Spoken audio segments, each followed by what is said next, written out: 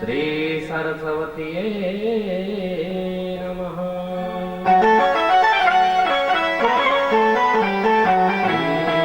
गुरु चरण कमलेभ्यो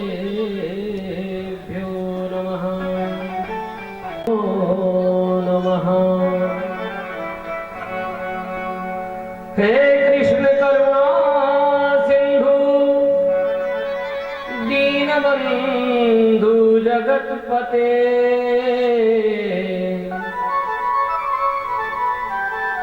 गोपेश गोपीशाकान्तं श्री राधाकान्त नमोस्तुते।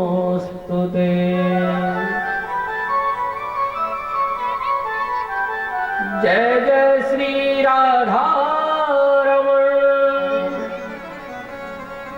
जय जय नवल किशोर, जय जय गोपी चित चोर प्रभु, जय जय माखन चोर।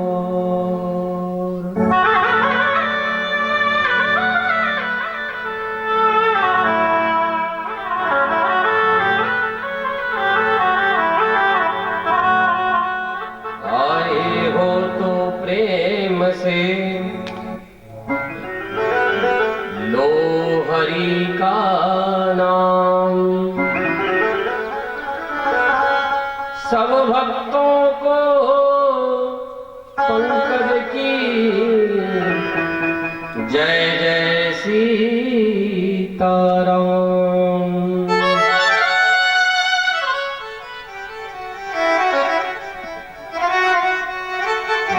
प्रेम से भगवान के संकीर्तन का नाम जपेंगे।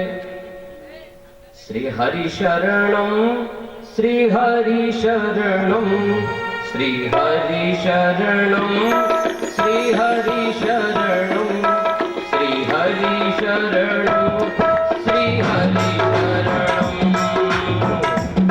शरणम हरि शरणम, हरि शरणम, हरि शरणम।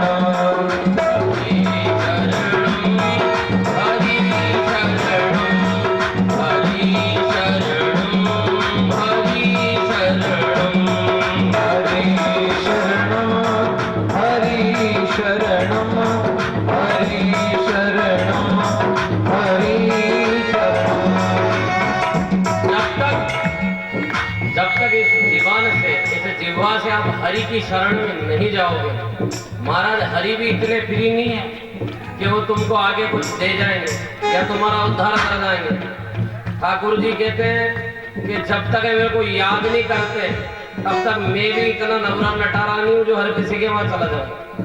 और अगर आपको लगे कि नहीं वाकई ठाकुर जी आने चाहिए, ठाकुर जी की दया लेनी चाहिए, तो ईमानदारी से थोड़ा हाथ उठा के बोलना पड़ेगा।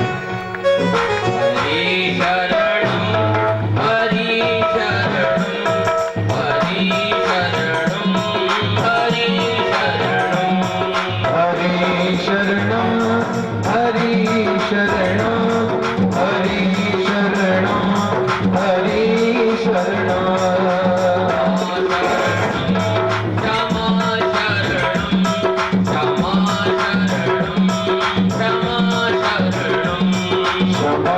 शरणम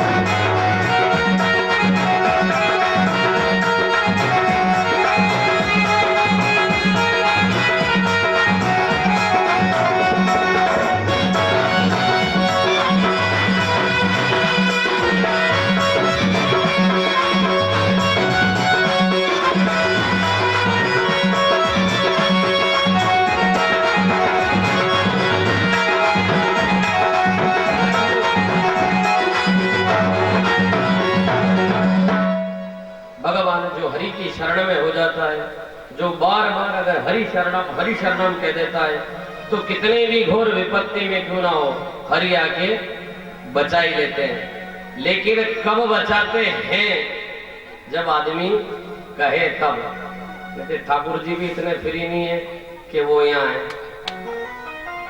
अच्छा एक बात सुनना, एक छोटा सा कोई विधायक आ जाए, एक छोटा सा कोई मंत्री आ जाए,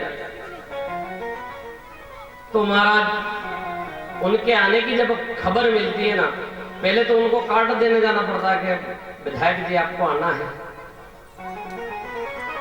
तब वो आने की सोचते हैं।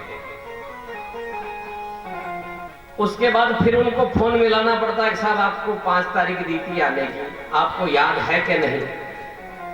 हाँ हाँ ध्यान है, आऊंगा, ऐसी वहां से खबर आती है।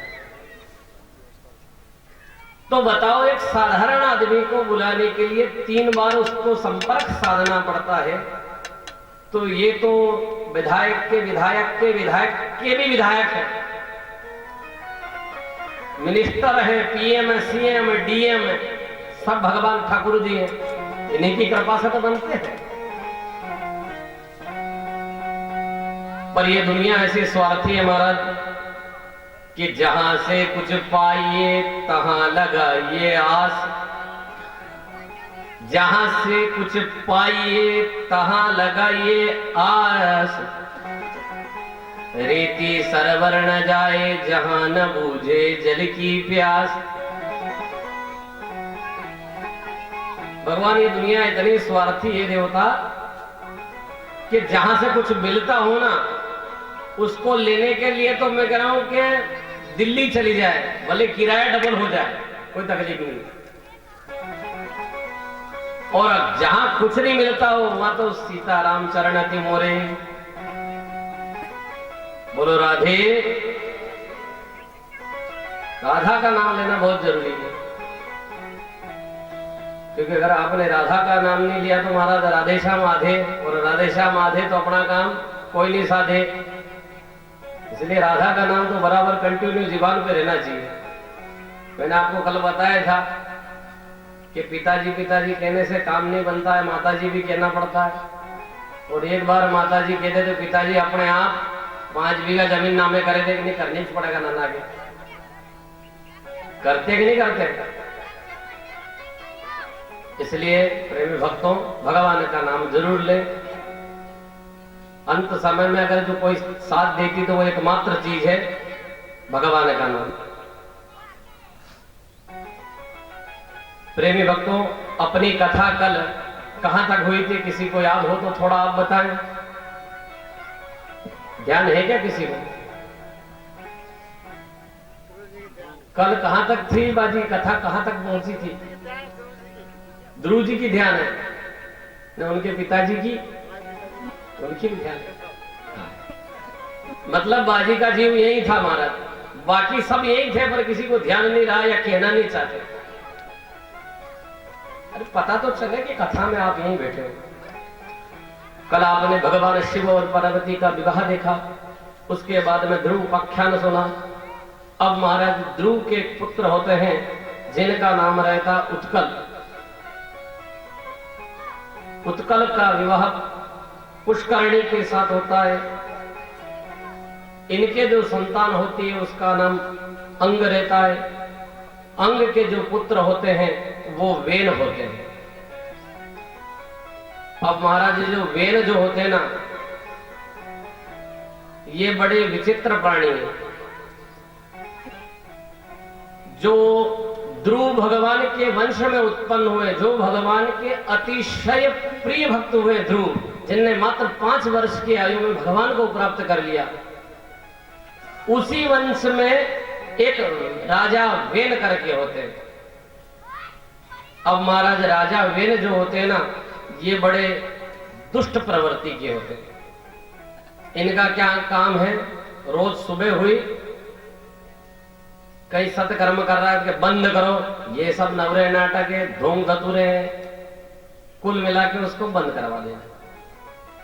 अगर किसी संत ने कोई कुटिया बना ली तो महाराज इनका जाना और वो कुटिया को तोड़ तोड़ा देना, बोले हमारे गांव में संतों की जरूरत नहीं है। तो इनका क्या काम महाराज और के लाओ सोमरस ले आओ, आज वो चलेगा। दूसरा काम मांस भक्षण करना। अच्छा भगवान, ये सबसे बड़ी विचित्र बात है, ये बहुत बड़ा अवगुण है मांस का भक्षण करना। कथा व्यास से कहना भी पाप है। आप किसी जीव को आप मन्नत कर लेते हो बड़ी जोर शोर में, क्या भगवान हमारे पुत्र हो जाएगा तो हम बलि देंगे। अरे शास्त्र की बात तो सुनो, समझो, देखो। शास्त्र में किसी जगह यह नहीं लिखा है कि भगवान को भगवती को बलि लगती है। शास्त्र में लिखा था पशु आलभ्य, यज्ञ बलि पशु आलभ्य।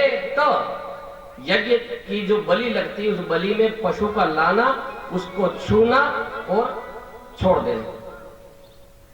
तो कुछ बुद्धिजीवी लोग थे, उन्होंने कहा कि पशु जो आ रहा था बीच में उसको कहा हट, पशु लभ्य बलि दो यज्ञ में और सीताराम। और आप कहते हो नहीं साहब शास्त्र में लिखा है यज्ञ में बलि लगती है। अरे यज्ञ में बलि का लिखा है, लेकिन काय की लगती है, क्या लिखा है? अरे उसको समझो तो सही, उसको पढ़ो तो सही। पढ़ते तो नहीं, समझते तो नहीं। एक बार क्या हुआ कि महाराज एक आदमी का विवाह हुआ,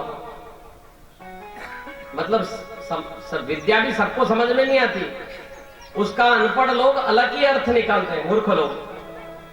बोले महाराज वो कैसे? एक बार एक आदमी की शादी हुई, तो शादी कठे हुई, थोड़ी सिटी लेवल पे हुई, थोड़ी अच्छी पढ़ी लिखी लड़की थी हुई, और वो ठहरे गांव को शुद्ध सात्विक आदमी। अब महाराज गांव के आदमी की सिटी में शादी हो जाए गांवड़े का, और लड़की थोड़ी पढ़ी लिखी हो, तो फिर बात ही अलग होती है।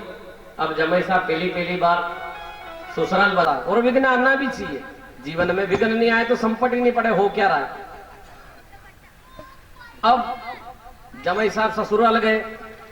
ससुराल में उस धर्म पत्नी ने अच्छी बड़ी कर रखी थी कि हमारे घर वाला इतना अच्छा है, हमारा पति परमेश्वर यूं है, हमारा पति परमेश्वर यूं है।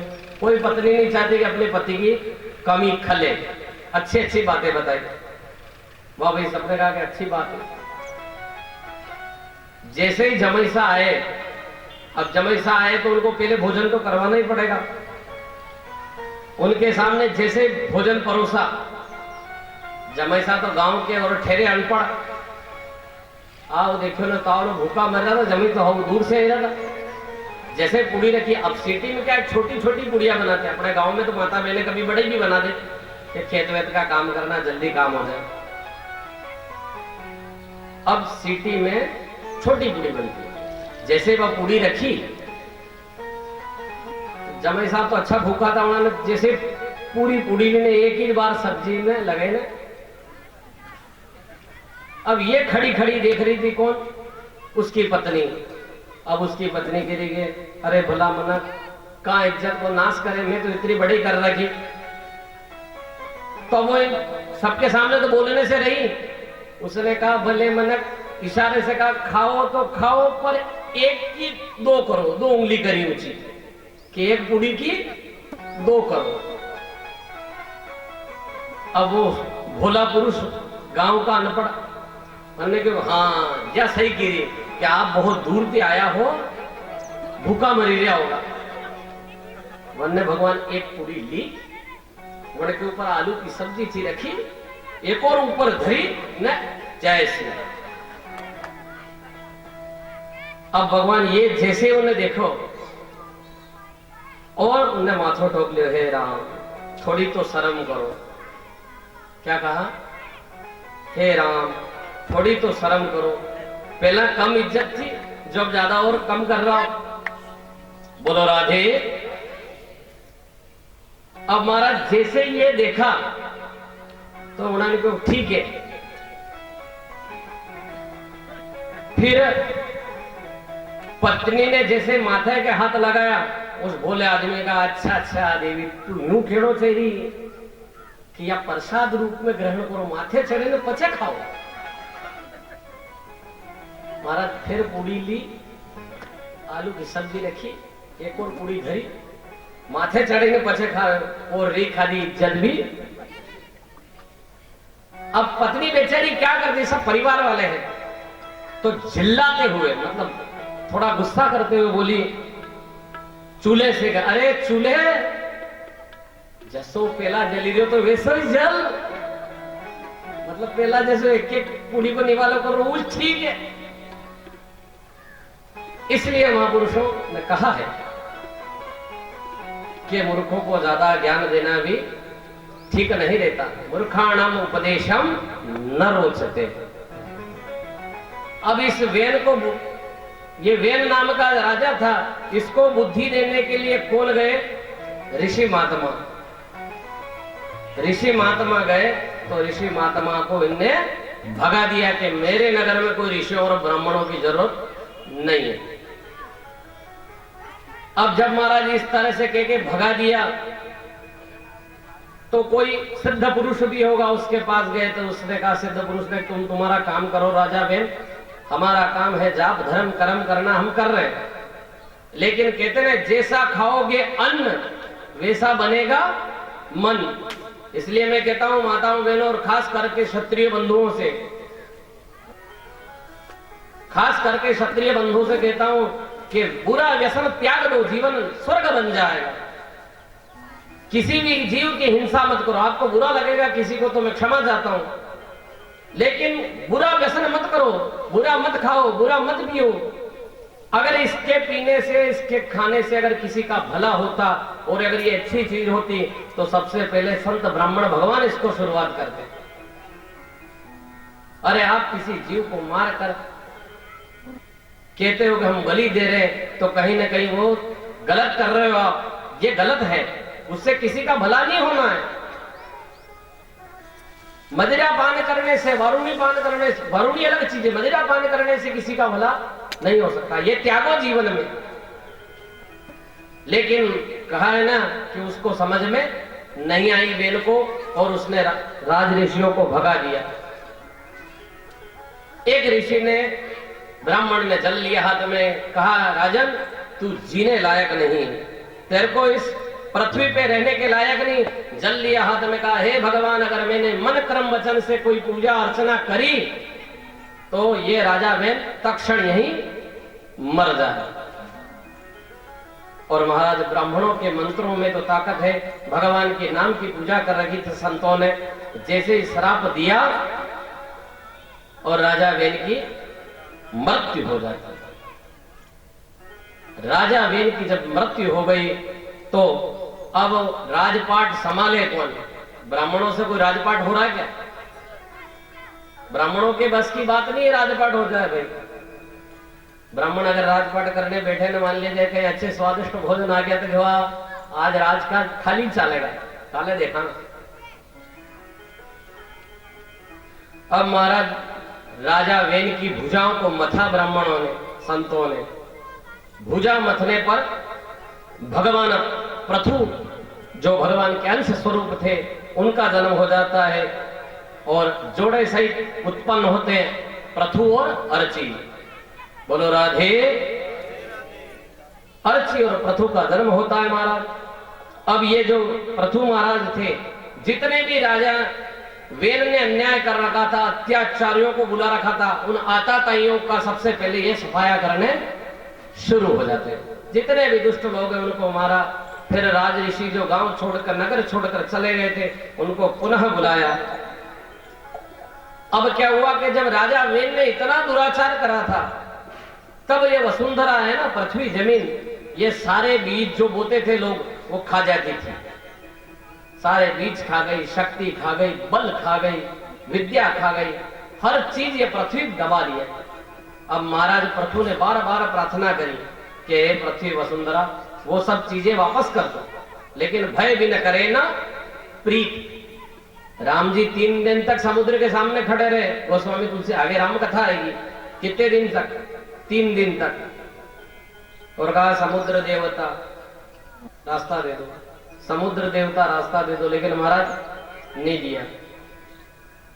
फिर आखिरी में राम जी कहना पड़ा कि भय भी न करे न प्रीत, बिना डर से तू मानने वाला। अब यहां पृथु भगवान ने धनुष और बाण चढ़ाया, बोले वसुंधरा तेरे को मार डालूं। जैसे ही कहा और गाय बनकर वसुंधरा भागने लगी आगे आगे, हाथ जोड़ के कहा महाराज आप तो राजा हैं, गाय के ऊपर कैसे धनुष बाण चला सकते हैं, आप गाय को कैसे मार सकते हैं।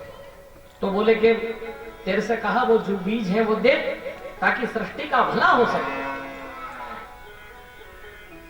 ऐसी स्थिति में महाराज फिर वसुंधरा ने कहा एक काम करो, राजा स्वयंभू मनु को बछड़ा बनाओ और जब वो मेरा दूध दूहेंगे तब सारे बीज निकल जाएंगे।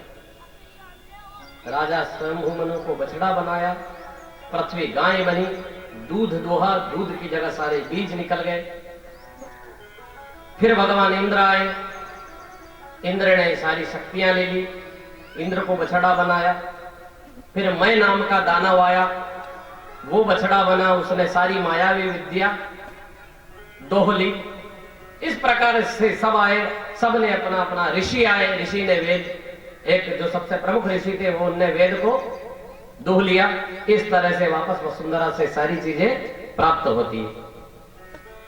अब महाराज ये जो पृथु भगवान थे ये बड़े तपस्वी साधक पुरुष थे, इन्हें बहुत यज्ञादि कर्म करे, धर्म कर्म करे। ये इनके मन में आया कि क्यों ना अपन अश्वमेध यज्ञ करें। अश्वमेध यज्ञ करने की सोचा, तो जब अश्वमेध यज्ञ करने चालू करे तो महाराज 99 यज्ञ पूरे कर लिए। 100 यज्ञ में एक अश्वमेध यज्ञ हो जाता है। जब 100 यज्ञ करवाएं तब एक अश्व यज्ञ में पूरा हो जाता है। 99 पूरे हुए और 100 आरंभ नहीं हो, उससे पहले इंद्र आया। इंद्र को हमेशा अपनी कुर्सी का डर रहता है कि ऐसा नहीं हो कि कोई अपनी कुर्सी खोई जाए। जो लालची और लोभी रहते हैं ना महाराज, क्रामी क्रोधी लालची, इनसे भक्ति न होए। भक्ति करे कोई सूरमा, जाकी गति कोई होए। कामी और क्रोधी लोगों से भक्ति नहीं हो रही है, वो तो एकमात्र दिखावा ही कर सकते हैं। अब महाराज इंद्र ने सोचा कि ऐसा नहीं हो 100 यज्ञ हो जाए, न 100 यज्ञ हो गए तो इंद्र ये बन जाएगा, न मैं क्या करूंगा। तो अश्वमेध का जब घोड़ा था वो चुरा लिया। इंद्र का काम तो यही है। अब महाराज घोड़ा चुरा लिया, तो घोड़ा चुराने के बाद पृथु भगवान ने अपनी योग शक्ति से देखा कि घोड़ा कहां गया, कि इंद्र चुरा के ले गए। महाराज इनको क्रोध आया, इनने कहा इंद्र को आज मार देता हूं। धनुष बाण लिए हाथ में, उधर से ब्रह्मदेव आ गए, बोले महाराज पृथु रहने दो, छोड़ दो। उपदेश दिया, ज्ञान दिया कि नहीं मारना, आप जैसे भले आत्मा इस तरह का कर्म करेंगे। पृथु भगवान इस बात से मान गए।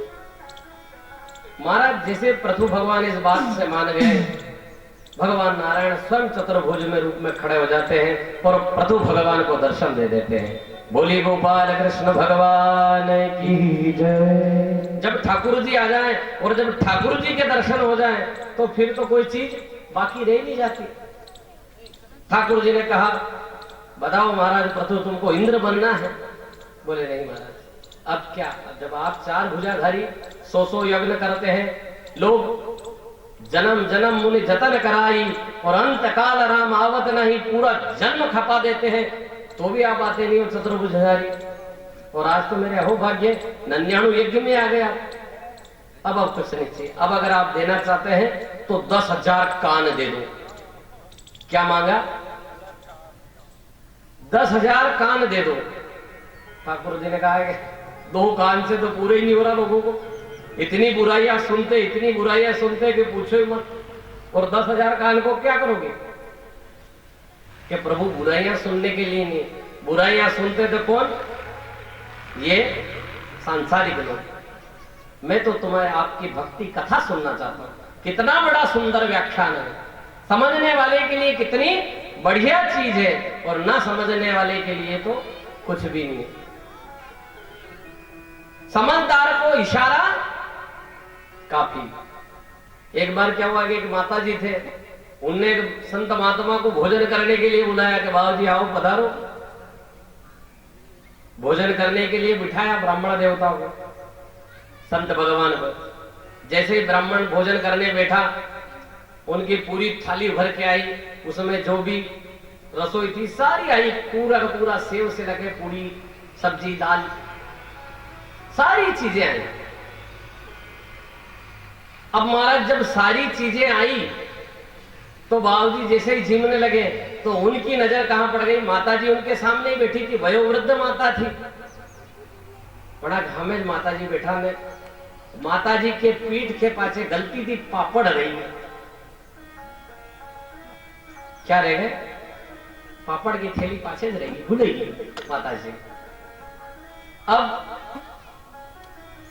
पापड़ की थैली पीछे रहेगी तो सामने इतने पकवान हैं संत जी के, लेकिन कहने के भगवान मन मतंग माने नहीं, जब लग कथ्या खाए 8 हाथ वागर पूज जाए जैसी उजाड़ी गाय। वो मन में तो क्या सब है, पर वो पापड़ रही गया। अब माता जी थी के तो कोई डर के बोलो कहा एत्रो आइटम ने माता जी कहते पंडित जी यो तो जीमो। तो धीरे से पंडित जी ने कहा और सब बढ़िया है माता जी ने। मैं उधर से आ रहा था तो रास्ते में मेरे को इतना लंबा सांप दिखा कि कितना लंबा बाबूजी के पापड़ तक। माता जी तुरंत समझ गए कि बाबूजी के पापड़ नहीं। तो महाराज बुद्धिमान को केवल इशारा काफी। अब इधर भगवान ने कहा नहीं, अब मेरे को मोक्ष भी नहीं चाहिए, कुछ नहीं चाहिए, अब तो मेरे को 10,000 कान दे दो, आपकी कथा का रस पान करो। भगवान ने 10,000 कान भी दे दिए और मोक्ष का आशीर्वाद भी देके चले गए। पृथु महाराज ने धनुष बाण लिए और ये पृथ्वी पे जितने भी पहाड़ थे, हर जगह पहाड़ थे पहले, अपने बाण के ऊपर रखे एक एक पहाड़ को और सबको उत्तराखंड भेज दिया, चलो उत्तर दिशा में। और आज अपन जो खेती कर रहे हैं, ये सब खेती एक जैसी करने का अगर श्रेय मिलता है तो महाराज ये मिलता है महाराज पृथु को। बोलिए राधे। ये महाराज पृथु की कृपा है जो आज अपन खेती कर रहे हैं। नहीं तो हर जगह पहाड़, यहाँ पहाड़ वहां पहाड़, सब जगह पहाड़ ही पहाड़ था। अब महाराज पृथु को हरि दर्शन हो जाते हैं, हरि नाम का सुमिरन करते हैं और राम राम कहते कहते पृथु महाराज जंगल में निकल जाते हैं। अरे राम नाम के हीरे मोती, आपको भी लेना हो, हीरे मोती बिखर रहे हैं तो ईमानदारी से अपने पड़ोसी की सौगंध है बोलना, इससे पता चल जाएगा आपको कि आपके पड़ोसी से कितना ऐसा है।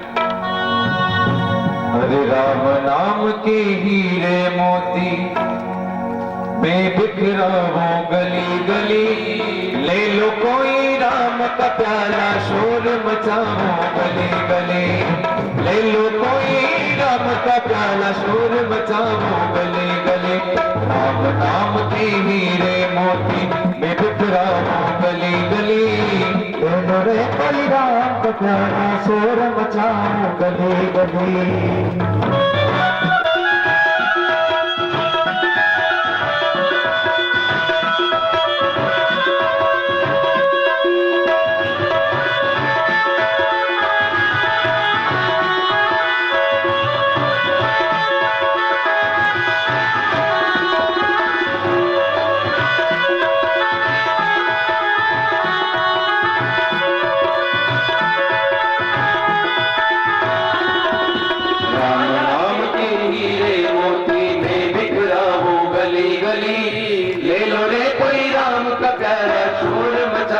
गली गली ले लो कोई राम का प्यारा शोर मचाऊं गली गली।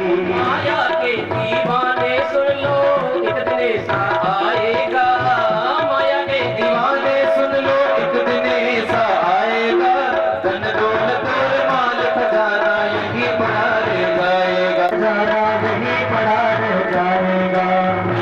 काया माटी होगी, काया माटी होगी, चर्चा होगी गली गली। अरे शोर मचाऊं गली गली, ले लो रे कोई राम का प्यारा शोर मचाऊं गली गली।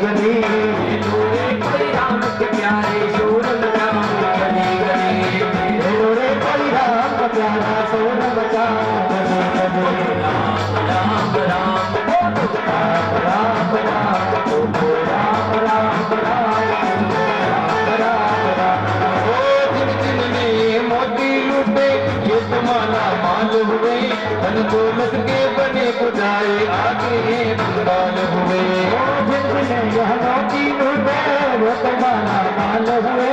धन दौलत के बने पुजारी आगे बाल हुए, धन दौलत के बने पुजारी आगे वो बेहाल हुए। जनों के बने पुजारी आखिर वो बेहाल हुए। चांदी सोना बोलो तो, चांदी सोना बोलो तो बिखराऊं गली गली, ले लो रे कोई राम का प्यारा शोर मचाऊं गली गली, ले लो रे कोई राम का प्यारा शोर मचाऊं गली गली। हरे राम नाम के हीरे मोती में बिखराऊं गली गली, हम नाम के हीरे मोती में बिखराऊं गली गली, ले लो रे कोई राम का प्यारा शोर मचाऊं गली गली, कोई राम का प्यारा शोर मचाऊं गली गली। महाराज ये राम नाम के मोती लूट रहे हैं।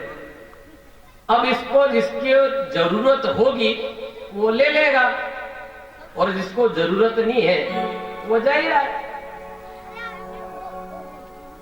अब प्रथु महाराज भगवान राम का ठाकुर जी का नाम लेकर चले जाते हैं जंगल में और भगवान ठाकुर जी उनको भी मोक्ष प्रदान करते हैं।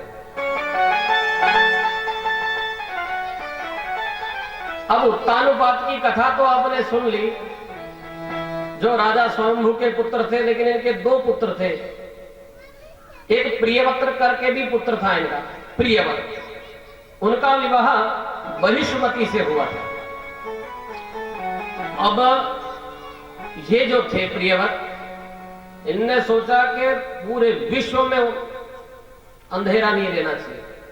ये भी अपने स्वर्ण जैसे रथ पर बैठे और इतनी चमक धमक थी इनकी, इतनी आभा थी कि मानो कि जैसा दूसरा सूर्य प्रियव्रत जी निकले। और इनके रथ के पहियों से 7 समुद्र बने हैं। जितने भी सागर है ना, क्षुर सागर, ये सारे सागर बने प्रियव्रत जी के रथ के पहिए से। अब महाराज इनके जो पुत्र होते हैं उनका नाम रहता है अग्निग्ध, अग्निग्ध के पुत्र होते हैं नाभि, और नाभि के कोई संतान नहीं होती। ये बहुत भगवान की प्रार्थना करते हैं तब नारायण की कृपा होती है। अच्छा एक बात ध्यान रखना, सूर्यवंश में जितने भी राजा हुए लगभग सबको यज्ञ करवाने पड़े, तब जाके लड़का लड़की हुए। और चंद्रवंश भगवान ठाकुर जी का, उसमें लगभग जितने भी विवाह हुए सब में लड़ाइयां हुई। बोलो राधे कृष्ण भगवान की। ये इन दोनों वंशों की खासियत है। जितने भी सूर्य वंश में राजा जन्म लिए सबको पहले यज्ञ करवाना पड़ा, तब जाके इनके संतान हुई। और चंद्रवंश में जितने भी राजा हुए इनको विवाह के समय तलवार लेके जाना ही पड़ा, वहीं से तलवार की प्रथा चली है मेरे हिसाब से। अब महाराज इनके संतान नहीं थी, इनने भगवान की नारायण की प्रार्थना करी, इनके संतान हुई ऋषभदेव।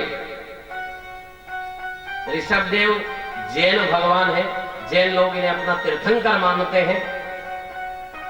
एक बार क्या इंद्र नाराज हो गए कि वृष्टि नहीं करूंगा। क्या करा कि मैं बारिश नहीं करूंगा। उस समय इन ऋषभदेव ने अपनी योग माया से इस पृथ्वी पर वृष्टि करवाई थी महाराज। ऐसे सिद्ध पुरुष भगवान ऋषभदेव हुए, भगवान के स्वयं अवतारी समझे। अब ऋषभदेव जी के जो संतानें हुई उनमें सबसे बड़ी संतान है, उनका नाम था भरत।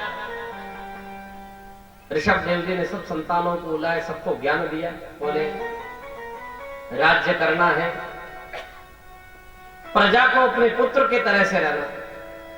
एक राजा का कर्तव्य यह होता है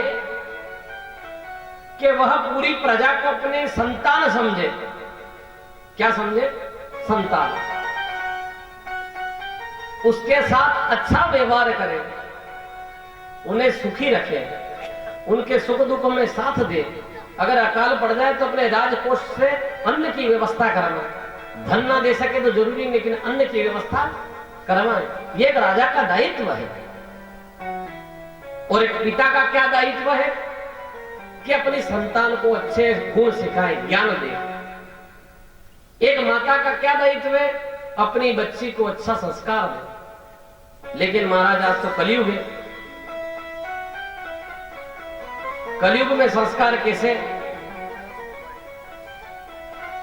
इनको मोबाइल दे दो, इनको लैपटॉप दे दो, नानी ने टीवी देखवा दो। और पहले के जमाने में कहां रेडियो थे, कहां टीवी थे, तो क्या पहले नहीं जी रहे थे? और संस्कृति थी। अच्छा, बच्चों बच्ची को बिगाड़ने में सबसे पहला जो फर्स्ट गुरु मिलते हैं वो माता पिता ही रहते हैं। मैंने देखे छोटे छोटे 2 साल का बच्चा में वो नानो घणो रोई मोबाइल दो। अरे यूं नहीं के नानो घणो रोई मंदिर ले जाओ, नानो घणे रोई मोबाइल दो। हे भगवान, कहां जा रहे हो तुम? कहां अपनी संतानों को ले जा रहे हो? अरे कुछ तो उनमें अच्छे सद्गुण डालो। पहले ज्यादा साल की बात नहीं, 5-50 साल पहले बच्चे आपके जमाने में, मेरे जमाने में तो नहीं, पर आपके जमाने में, आपके पिताजी दादाजी के जमाने में आपको साथ में लेके मंदिर जाते थे। अब महाराज आजकल मंदिर में कौन जावे? मंदिर में कौन घंटी बजाया हुआ 10-12 हजार की लेट लगी थी, मशीन ऑटोमेटिक बाजती रहे ना, बाबूजी जय जगदीश जय जगदीश जय जगदीश। अरे कभी कभी तुम भी चले जाओ, दर्शन देने ही चले जाओ, करने मत जाओ, देने चले जाओ। लेकिन ऐसा कौन सिखाए? संतान को ऐसा कौन सिखाए? नानो घणो रेरो मोबाइल देना पड़ेगा। अरे छोटे छोटे बच्चों को तुम मोबाइल दे देते हो, पहले से आंखें खराब हो जाती है उनकी। आज देख ही रहे हो संसार में कितनी दुर्दशा है इस मोबाइल से। इसके अच्छे गुण कोई ग्रहण नहीं करता। मोबाइल में बहुत अच्छी चीजें भी हैं, लेकिन अच्छी चीजें कोई ग्रहण नहीं करता महाराज, बस बुरी चीजें उससे ग्रहण करते। इसलिए संतानों को अच्छे संस्कार देना चाहिए। एक बात याद रखना, जैसा करोगे वैसा भरोगे, आज नहीं तो कल भरना आपको ही। ये कटु सत्य है। एक बार क्या हुआ, एक बहुत बड़ा पापी आदमी था, पाप बहुत करता था। बनती क्यों कर भला मनक, अतरो पाप करे तो अरे बाबूजी कई एक बार गंगा हपड़ी ना है, पाप खत्म। ठीक को खत्म है कि गंगा स्नान करे ना पाप खत्म, ये वही काम। अरे के गंगा अपना थी खत्म नहीं हुई कि किताब में लिखी रख्यो नहीं। ब्राह्मण ने हाँ कर लो जो हाँ लिखी तो रखियो के बस आपड़े हुआ बात खत्म। गयो गंगा जी स्नान करो, जय गंगे माता, जय गंगे माता ने मेरा सब पाप तू लेता। सब गंगा माता ने पाप दिया। ये दृश्य देख रहे थे नारद जी। नारद जी ने कहा अरे गंगा त्राही त्राही त्राही, तेरे से बड़ा पापी इस दुनिया में कोई नहीं। अरे ये पापी था, इसको स्नान कर लिया और सारा पाप तेरे को दे गया, अब तू पापी। महाराज गंगा माता ने कहा नहीं नहीं नहीं, मैं नहीं, मैं कहा किस किस के पाप रखूं, सब समुद्र को दे देती हूं। जा गंगा आखिरी में कहा जाती है भाई साहब, समुद्र में। सब पाप किसके पास चले गए? समुद्र के पास। नारद जी जागे, समुद्र भाई महापापी, जितनो भी पाप आए गंगा को सब थार में। समुद्र ने कहा भगवान नहीं नहीं, मैं क्या करूं पाप को, मैं तो यहां से बद्दल देवता को ट्रांसफर कर देता हूं। बद्दल ने कहा कि प्रभु मैं भी नहीं रखता हूं, तो फिर तुम क्या करते हो कि जैसे हावण महीनो स्टार्ट हुए ने झण को पाप झण के टापरा पे वो जाने मन को पाप जाने। बोलो राधे। अरे कोई भगवान किसी का पाप रख रहा है, क्यों रख लेगा? जिसका पाप जिसके दोरे। तो कहने का तात्पर्य यह है भाइयों कि अच्छे लक्षण दो अपनी संतानों को, अच्छे गुणवान बनाओ। अरे ये नहीं कहते कि तुम संत बन जाओ, ये भी नहीं कहते कि तुम्हारा घर लुटा दो। घर लुटाने से किसी तीर्थ करना पर घर बारी में नहीं करना, ये पुरानी कहावत सत्य है। तीर्थ करो लेकिन घर जला के मत करो, लेकिन भगवान का नाम जरूर लो, ईश्वर का नाम जरूर रटो, साथ वही आएगा। ये सारा ज्ञान किसने? ऋषभ देव जी ने सारे बेटों को दिया, सबसे बड़े भरत को दिया। अब बहुत समय के बाद क्या हुआ महाराज, ये ऋषभ देव जी वन में चले जाते हैं कि बस बेटा आप थी बड़ा बड़ा भैया, खूब शांति राज कर लियो, अब थी जानो था को घर जाने। अच्छा बुद्धिमान पुरुष को यही करना चाहिए, समय के दौर में ये मोह माया लक्ष्मी सब दे देना चाहिए बेटों को। बहुत को देखा मैंने, बूढ़ा हो जाए तो पूछी अपने कमर में रहे, देखा मेरे भाई, वृद्ध हो जाए तो कुची यहाँ रखेगा नहीं देगा। अरे काले भी दिया बहू लेगा नहीं लेगा, आज ही कुची दे दो, दानी बन जाएगा। अच्छा ये भी बड़ी विचार की बात है, सास बहू की भी। कोई गलती अगर बहू कर लेगे तो सारा गुस्सा सास उसके ऊपर निकालती ईमानदारी से। ये तो ऐसी है ना, थू ऐसी है ना, थे ऐसी है ना। अच्छा उनके बाद में अगर वो बहू रिटर्न में बोले को नहीं कि माँ की तो कोई कदर ही को नहीं, तो बोले ही को नहीं, फिर वही बहू के ऊपर पड़ेगा, माँ की तो कोई कदर ही को नहीं, मैं तो वेंडा बोली रहा। बोले तो कि हमें बोले या तो असी खराब है बहू माने सी मली, हमें बोले नहीं बोले तो माँ की इज्जत को नहीं बोले कोई। महाराज ये संसार बड़ा विचित्र है। अब क्या होता है कि ऋषभ देव जी चले जाते हैं, राजपाट किसको दे दिया? भरत जी को। भरत जी ने कई वर्षों तक अच्छा खासा राज किया।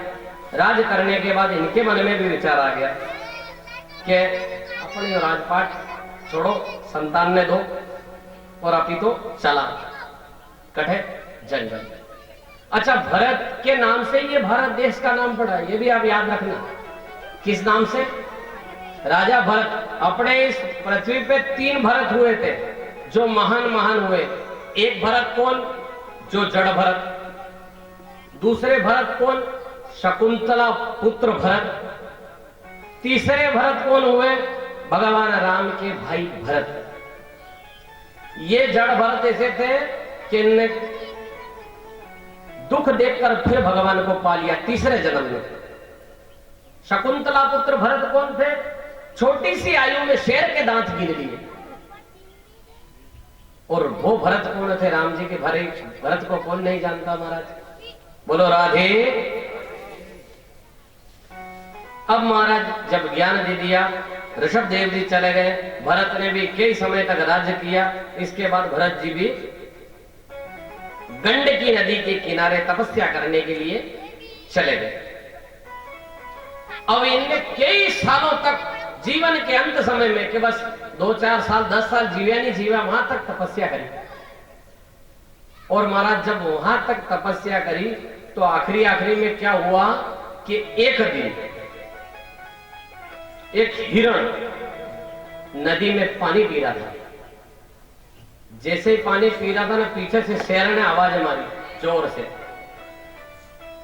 शेर ने आवाज मारी तो ये हिरण जो प्रसव काल में थी वो डर की मारी, घबराहट की मारी उस नदी में गिर गई। और गिरने के साथ साथ में उसका गर्भ भी गिर जाता। अब वो हिरणी तो कूद कुदा के निकल गई बाहर, और बाहर निकलते शेर के भय से और प्रसव के कारण मर जाती।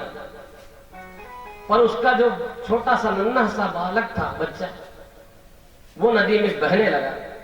ये सब दृश्य कौन देख रहे थे? भरत जी, राजा भरत। महाराज उनने ये दृश्य देखा, उनने सोचा कि जीव मर जाए अपने सामने तो महापाप है। इस कलयुग में तो मार ले तो पाप नहीं है, लेकिन सतयुग में क्या बताया कि अपने सामने भी मर जाए तो भी पाप है। कलयुग में तो क्या मालूम है नहीं है, आप जानो, पर सतयुग में तो था। अब महाराज वो जैसे ही बह के जा रहे थे, इधर ये जो भरत जी थे इनने कुछ विचार नहीं किया, नदी में कूद गए और उस बच्चे को बचा लिया। बच्चे को बचा लिया तो ठंड का समय, सर्दी अलग गिर रही, बर्फ अलग गिर रहा, कहां छोड़े उस जीव को, नन्हे से जीव को? उसको लेकर कुटिया में आ गए महाराज। अब कुटिया में आ गए तो दायित्व बढ़ जाता है। क्या बढ़ जाता है? क्या बढ़ जाता है? दायित्व बढ़ जाता है कि ये करना न वो करना न। फिर अब जो भरत जी दिन में 200 माला करते थे, राम राम राम राम 200 माला करते थे, अब वो भरत जी 100 माला करने लगे। अरे पूजा तो कर लो, पहला हिरण का बच्चा थोड़ा घास ले आओ, घास खिले दो, मर जाएगा छोटो सा। दूध कहीं से व्यवस्था होती तो उसको दूध पिलाते। हर समय 200 की 100, 100 की 50 और 50 की 5 माला रह गई। कितनी रह गई? 5 माला। केवल 5 माला से जाप होते थे। कहा है ना, ज्यादा जीव चला गया उस बच्चे में। और एक दिन क्या हुआ, उस बच्चा बड़ा हो गया और उस बच्चे ने देखा कि अपनी जात का जात्री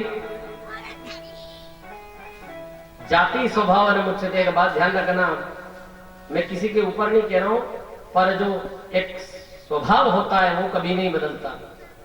एक बार वेद व्यास जी ने, एक बिल्ली ने ऐसी पढ़ाई कि बोल रहे माथा के ऊपर दीपक मिलता न। फिर वेद व्यास जी कथा करता, यो करिश्मो नारद जी ने देखो, नारद जी को हो कितनी बड़ी बात है।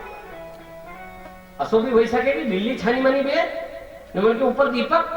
बड़ो विचार आयो कि कहां इनकी परीक्षा लेना। गणेश जी के पास गया, बोले प्रभु आपको वाहन चाहिए तो थोड़ा सा चूहो। बोले ले जाओ, पर शर्त है कि जसो जाए वसो आनो चाहिए। भैया कल की अमानत लो तो अमानत खमानत थोड़ी होनी। कलयुग में हो सकती है, लेकिन सतयुग में नहीं होती थी। अब वो चूहा लेके जैसे वहां गए वेदव्यास जी के सामने, ये कथा को बड़ो आनंद आयो, मजो आयो, खट चूहो बाने मिलो। अब तो बिल्ली अपनो स्वभाव भूल गई न, चूहा के ऊपर लपक। कितने देर में चूहो नारद जी ने पकड़ लियो कि गणेश जी को उधार है, देड़ो है, माथे आई जाएगा। व्यास जी को, अरे अरे नारद ये क्या किया तूने? अरे कि प्रभु मैं तो देख रहा था कि दाती स्वभाव न मुच्यते, अरे असर जावे कि नहीं जावे। बोलो राधे, नींद नहीं आएगा उसे। अब महाराज जिस तरह से हो गया तो इसके बाद में वो अपनी जाति को वाले को देखा, हिरण कूद के भाग गया। भरत जी के मन में एक ही भाव रहा। क्या भाव? हिरण चला गया, हिरण चला गया, हिरण चला गया। अब ये भाव रहेगा तो कहा है नहीं कि जन्म जन्म मुनि जतन कराई, जन्म जन्म मुनि श्री राम जय राम जय जय राम श्री राम जय राम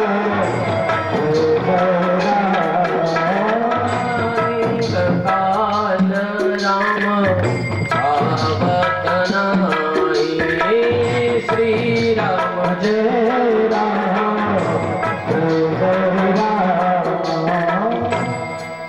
जन्म जन्म मुनि जतन कराई। रोज कई जन्मों से भगवान की तपस्या के लिए करते, लेकिन अंत में राम जी आते ही नहीं।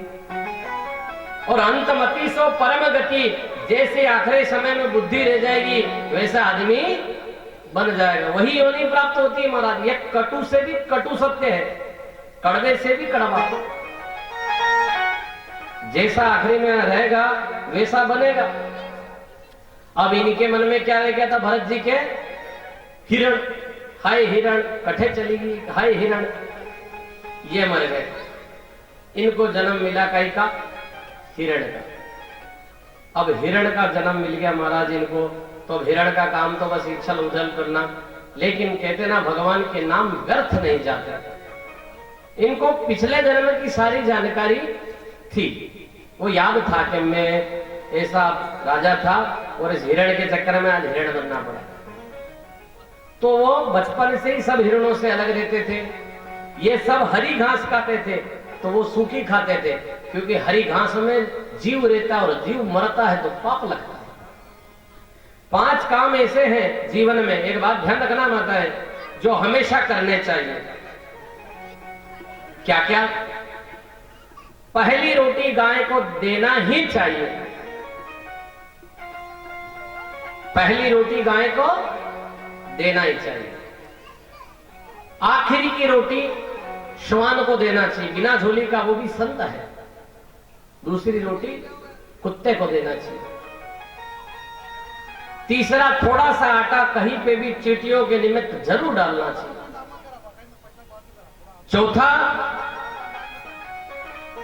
चौथा क्या है कि अतिथि देवो भव। जिस घर में अतिथि देवता ब्राह्मण नहीं जाते वह भूतान वासा, शास्त्र में लिखा है। जिस घर में अतिथि मतलब मेहमान, ब्राह्मण और गौ माता जिस घर में पैर नहीं रखती वो भूतान वासा। आपके गांव की बात नहीं हो रही है, तो सब भगत आदमी है ना, यहाँ की मत लेना। यहाँ तो भैया रोज 2-4 खबर आई जाके चाय पीवाना ही रह गए। अब दिन भर पाए, पैर अलग दुखे, आज का थकाई जाए तो आधो मन के नहीं चलाना, तो पटेलवा नाराज अलग रहेगा ना। आधो मन के कई चला रे, थकाई गयो। बोलो राधे राधे। तो महाराज उनको इस बात का ज्ञान था, तो ज्ञान होने से वो अलग ही रहते थे, सूखी घास खाते थे। एक दिन क्या हुआ, वृक्ष से वृक्ष टकराए और घर्षण उत्पन्न हुआ, और घर्षण से क्या हुआ, आग लग गई। आग लगी तो सारे हिरण भाग गए, लेकिन वो नहीं गए भरत जी। उन्होंने कहा कि ये भगवान ने अपनी मुक्ति के लिए सिस्टम जोड़ा है। अच्छा, बुद्धिमान जो लोग रहते हैं ना, वो चाहे सुख हो चाहे दुख, दोनों में राम को ढूंढते हैं। सुख में भी राम को ढूंढते हैं और दुख में भी कहते हैं बढ़िया हुआ। दुख नहीं आता तो मालूम थोड़ी पड़ती है राम जी। सुख में सुमिरन बहुत कम लोग करते हैं, और दुख में तो ये सावरा जी ये अतरों देखी लीजिए, बस ये आखिरी बार है, अड़ के बाद तो कभी नहीं हुआ। दुख में राम याद आ ही जाता है, सुख में नहीं आता है।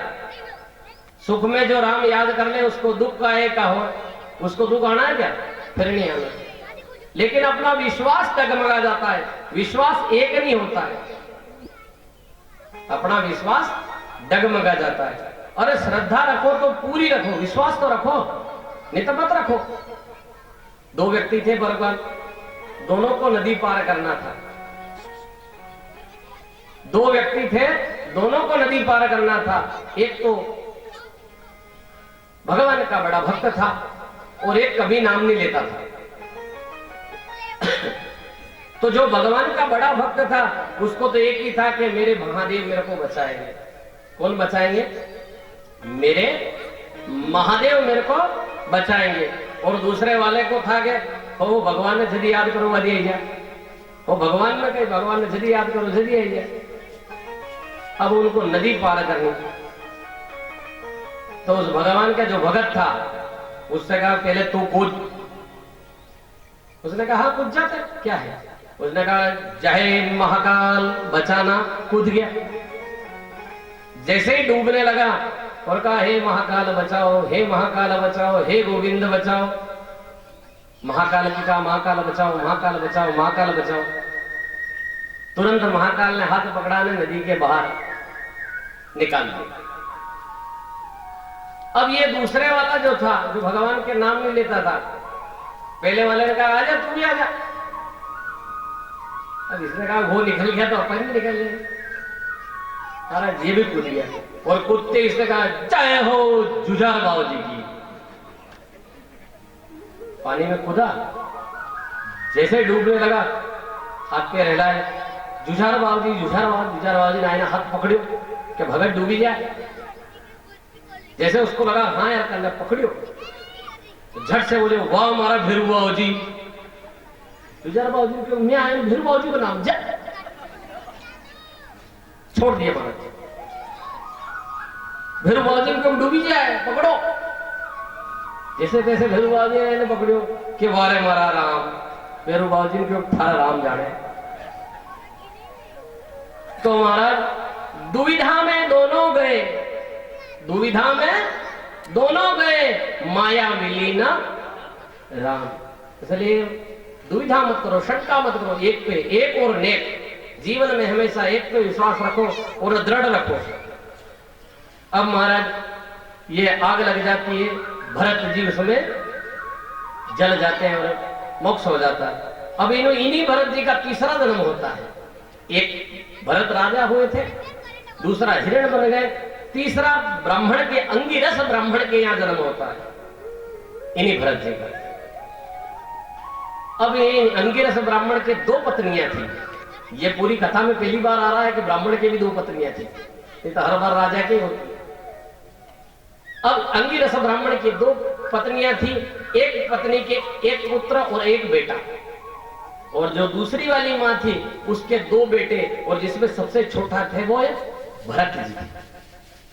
अब महाराज भरत जी थे, लेकिन उस घर में चलती किसकी, उसी माता की। और ये किसके बेटे थे, सौतेली के। तो आप जानते हो सौतेली माता कैसा व्यवहार करती है। बहुत कम लोग रहते हैं जो दूसरे को, बच्चे को भी अपना मानते हैं, सौतेलापन का व्यवहार नहीं करते। लेकिन अधिकतर ये होता है कि तो थारो नियो मारो, आयम यूयम वयम वयम। अरे वास्तविकता में जो तेरा है वो मेरा है, और जो मेरा है वो तेरा है। लेकिन भाषा क्या, मिथ्या सम्मति वाली, मिथ्या झूठी बातें करते हैं। अब महाराज इनके भरत जी के साथ में भेदभाव होता था, बड़ा भेदभाव होता था। अब इनके साथ भेदभाव होता था, इनको कुछ खाने को नहीं दिया जाता। लेकिन भरत जी को ज्ञान था पहले जन्म में, तो ये क्या करते थे भरत जी, चुपचाप बस साइलेंट मोड पे कुछ नहीं बोलते थे। क्या बोलते, चुप, बस कुछ नहीं बोलते। क्योंकि इनको मालूम है कि अगर कुछ बोले तो निश्चित कुछ न कुछ कहने में आएगा, और कुछ न कुछ कहने में आएगा तो हो सकता है अच्छा कहने में आए या बुरा कहने में आ जाए। तो बोलते नहीं थे, और बस खाया और सोए। घर वालों ने देखा यार फ्री के रोटी कौन दे इनको, निकालो यहां से। थोड़े बड़े हुए और वहां से इनको भगा दिया। भगा दिया तो कहां भेजा कि रोटी देना, खेत पे बैठे रहना। क्या कहा, खेत पे बैठे रहना, निगरानी करना। अब भरत जी वहां गए तो जुआर की निगरानी करते थे। पहले जुआरी बोलते थे, जुआर की निगरानी करते थे महाराज भरत जी। तो क्या हुआ कि वहां चिड़िया आके खाने लगी। अब भरत जी का काम क्या था, उनको भगाने का। लेकिन भरत जी कहते थे कि राम जी की चिड़िया और राम जी का खेत, राम जी की चिड़िया और राम जी का खेत। अरे राम जी की चिड़िया, राम जी का खेत, अरे खावे रे चिड़िया भर भर पेट, खावे रे चिड़िया भर भर पेट। अरे राम जी की चिड़िया, राम जी को खेत, राम जी की चिड़िया, राम जी को खेत।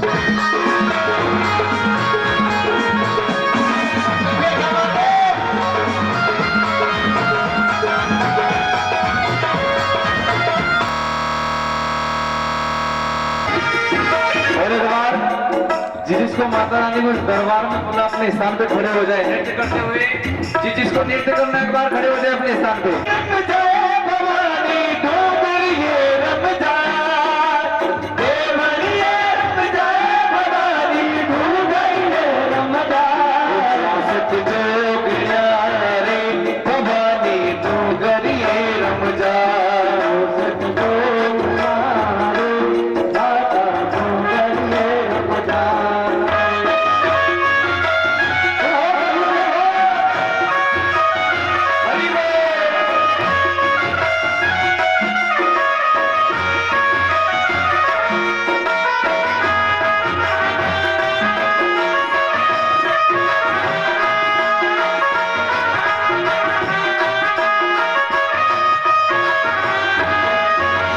हंस सवारी कर जगदम्बा ब्रह्मा रूप बढ़ायो, हंस सवारी कर जगदम्बा ब्रह्मा रूप बढ़ायो, ब्रह्मा रो रूप बढ़ायो हमारी मैया, ब्रह्मा रूप बढ़ायो, ब्रह्मा रूप बढ़ायो हमारी मैया, ब्रह्मा रूप बढ़ायो। अवतार जोगण में रम जा, अवतार जोगण में रम जा, देवरिए रम जा, चौसठ जोगिया रे भवानी मंदिरिए रम जा, चौसठ जोगिया रे भवानी मंदिरिए रम जा।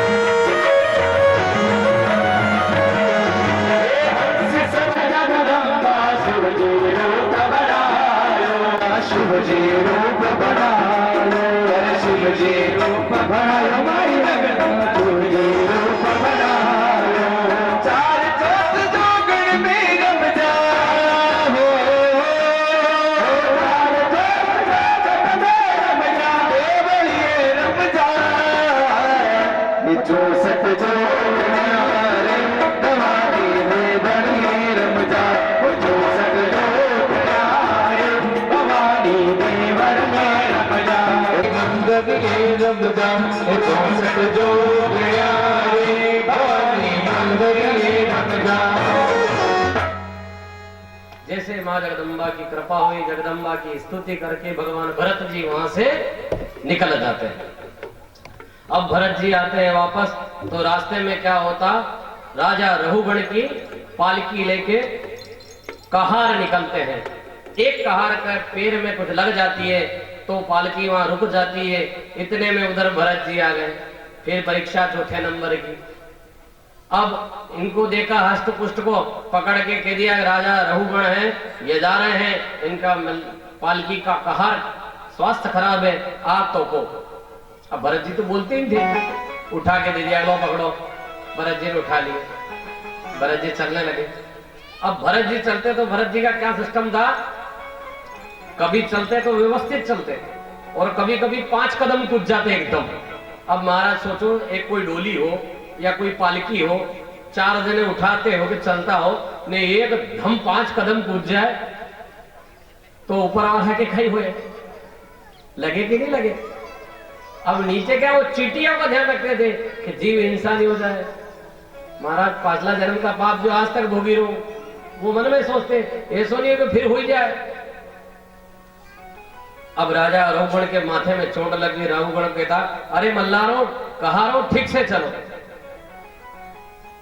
कोई बात नहीं, थोड़ी देर फिर लगी, फिर वही आदत उनकी, कभी चले तो एकदम सामने कोई चीटिया है एकदम रुक जाए तो फिर टकराए। अरे कौन है ऐसा? तब कहारों ने कहा, महाराज एक हष्ट पुष्ट है शरीर से तो, लेकिन क्या मालूम क्यों नाटक कर रहा है। जैसे ही कहा तो राजा रहुगण ने कहा, अरे खा के पी के डोल डाल के मोटा शरीर का हो रहा है और चलने भी नहीं आता तेरे को। भरत जी कुछ ना बोले। फिर कहा, फिर वही हरकत भरत जी की, फिर लगी। अब राजा रहुगण को गुस्सा आ गया। उनने कहा तू इस पृथ्वी पे बोझ है। फिर भी कुछ नहीं बोले भरत जी। जब तीसरी बार राजा रहुगण के फिर माथे में लगी और भरत जी ने, राजा रहुगण ने कहा अरे तू जीते जीते इस पृथ्वी पर मरे के समान है। और महाराज जैसे ये शब्द राजा रहुगण ने कहे और भरत जी ने सुन लिए, लेकिन क्रोध नहीं आया। अब भरत जी सोचने लगे अगर इसके बाद में अगर नहीं बोला तो लोग कहेंगे कि एक ज्ञानवान पुरुष ने एक मूर्ख को ज्ञान नहीं दिया। तुरंत पालकी नीचे रख दी। अब महाराज पालकी नीचे रखी तो रहुगण ने कहा पालकी उठाओ। फिर उठा दी। अब बहुत मन में विचार करा कि इसको ज्ञान तो देना ही पड़ेगा। भरत जी ने कहा राजा पहले शब्द आपने कहा कि मैं खा खा के मोटा हो रहा हूं, तो राजा ये मैं नहीं हो रहा हूं, ये शरीर हो रहा है और इसका स्वाभाविक कर्म है। मेरी आत्मा तो कल जैसी थी आज भी वैसी ही है, वो बड़ी नहीं हो रही। और तुम कह रहे कि पृथ्वी के ऊपर बोझ हूं, तो पृथ्वी तो खुद ही एक बोझ है भगवान शेषनाग के ऊपर। और तीसरा शब्द बोला कि तुम कह रहे हो कि मैं जीता जागता मरे हुए के समान हूं, तो तुम भी मरे हुए के समान हो। एक पृथ्वी का टुकड़ा ये, एक पृथ्वी का टुकड़ा मैं, और एक जो मेरे कंधे पे बैठा तू भी पृथ्वी का टुकड़ा और तू भी मरे हुए के समान है। महाराज जैसे ये शब्द राजा रहुगण के कान में पड़े, झट से डोली से कूद गए नीचे और पैर पकड़ लिए। किसके? भरत जी। बोले आप कोई न कोई सिद्ध पुरुष ब्राह्मण है, संत है। उसके बाद में राजा रहुगण का उद्धार करते हैं भरत जी, और स्वयं भगवान की अन्य कृपा से उनको भी भगवान मोक्ष देते हैं। बोलो राधे। अब इसी कथा के अंदर आगे चलते हैं महाराज। आगे इसी कथा के अंदर एक कन्या कुब्ज नगर में एक अजामिल नाम के ब्राह्मण रहते हैं। अजामिल की कथा आती है। एक अजामिल नाम के ब्राह्मण रहते थे। अब ये ब्राह्मण बड़े तपस्वी थे, साधु थे, तपस्या करते थे, भगवान नाम का स्मरण करते थे, हरि का जाप करते थे, सारी चीजें करते थे। ब्राह्मण बड़े पांडित्यज्ञ थे, पंडिताई को जानने वाले थे। इनका विवाह हो गया था। इनकी एक धर्म पत्नी भी थी। उसके बाद में क्या हुआ महाराज कि एक बार ये कहीं जा रहे थे, इनको एक गणिका दिख गई। गणिका समझते हैं ना आप? एक गणिका दिख गई। उस गणिका को देखकर इनका मन उसके प्रति आकर्षित हो गया। और गणिका को क्या चाहिए? पैसा। उस गणिका ने कहा कि गणिका से अजामिल ने कहा तुम मेरे घर चलो। गणिका ने कहा मंजूर है, पैसा कितने देगा? तो बोले तुम जो मांगोगे वो पैसा दूंगा। अब ये जो अजामिल नाम का ब्राह्मण था बहुत पैसे में संपन्न था महाराज। उस गणिका को घर लाया। घर के जैसे गेट पे घुसा और वो सामने से उसकी पत्नी आ गई। बोले ये कौन? कि ये मेरी पत्नी की, ये इस घर में नहीं रहेगी, निकालो इसको। अब वो तो उस गणिका के चक्कर में थे महाराज। वो ब्राह्मण देवता जो अजामिल नाम के ब्राह्मण थे, उनने उसको पत्नी को बाहर निकाल दिया। अच्छा, बहुत सारे लोगों को देखा है मैंने कि जो अपनी पत्नियों के ऊपर हाथ उठाते हैं, अत्याचार करते हैं, मारते हैं, कूटते हैं। अरे महाराज ये कहीं ना कहीं बहुत गलत है। कैसे गलत है? ये इसलिए गलत है कि स्त्रियों पे हाथ उठाना सख्त वर्जित है। शास्त्र ये कहता है किसी स्त्री के ऊपर हाथ नहीं उठाना चाहिए। अच्छा, मान ली जाए कोई पति है और वो उसकी पत्नी को मार देता है, तो क्या बताओ पत्नी रिटर्न में उसको मारती है? नहीं मारती। क्यों नहीं मारती? अच्छा, उसके हाथ नहीं है, वो नहीं मार सकती, लेकिन वो उसका सम्मान करती है और आदमी उसका सम्मान नहीं करता। जब विवाह होते, विवाह में 7 फेरे होते, 7 फेरे में एक ये वचन भी होता है कि पति देवता आप मेरे को सदैव बराबर के हिस्सेदारी मानोगे। पति बाहर आए ना, कुछ भी काम करके आ जाए, घर आके पत्नी को कहे नहीं, पत्नी को बाद में मालूम पड़े ना पत्नी के काव सा भला मनक थे ऐसे काम करे आए वह जमीन ले ली थाने 5 बीघा या थाने वो प्लाट ले लिया, वो मोटरसाइकिल ले ली, मारती तो पूछता तो तू बोल मत, सारे गई काम। यही होता ना। अरे वहां विवाह के समय तो झट से बोल दिया पंडित जी के सामने कि नहीं नहीं राय में काम करागन, तू केगा काग वंटम पर लाड़ी लानी। यही होता ना बाजी।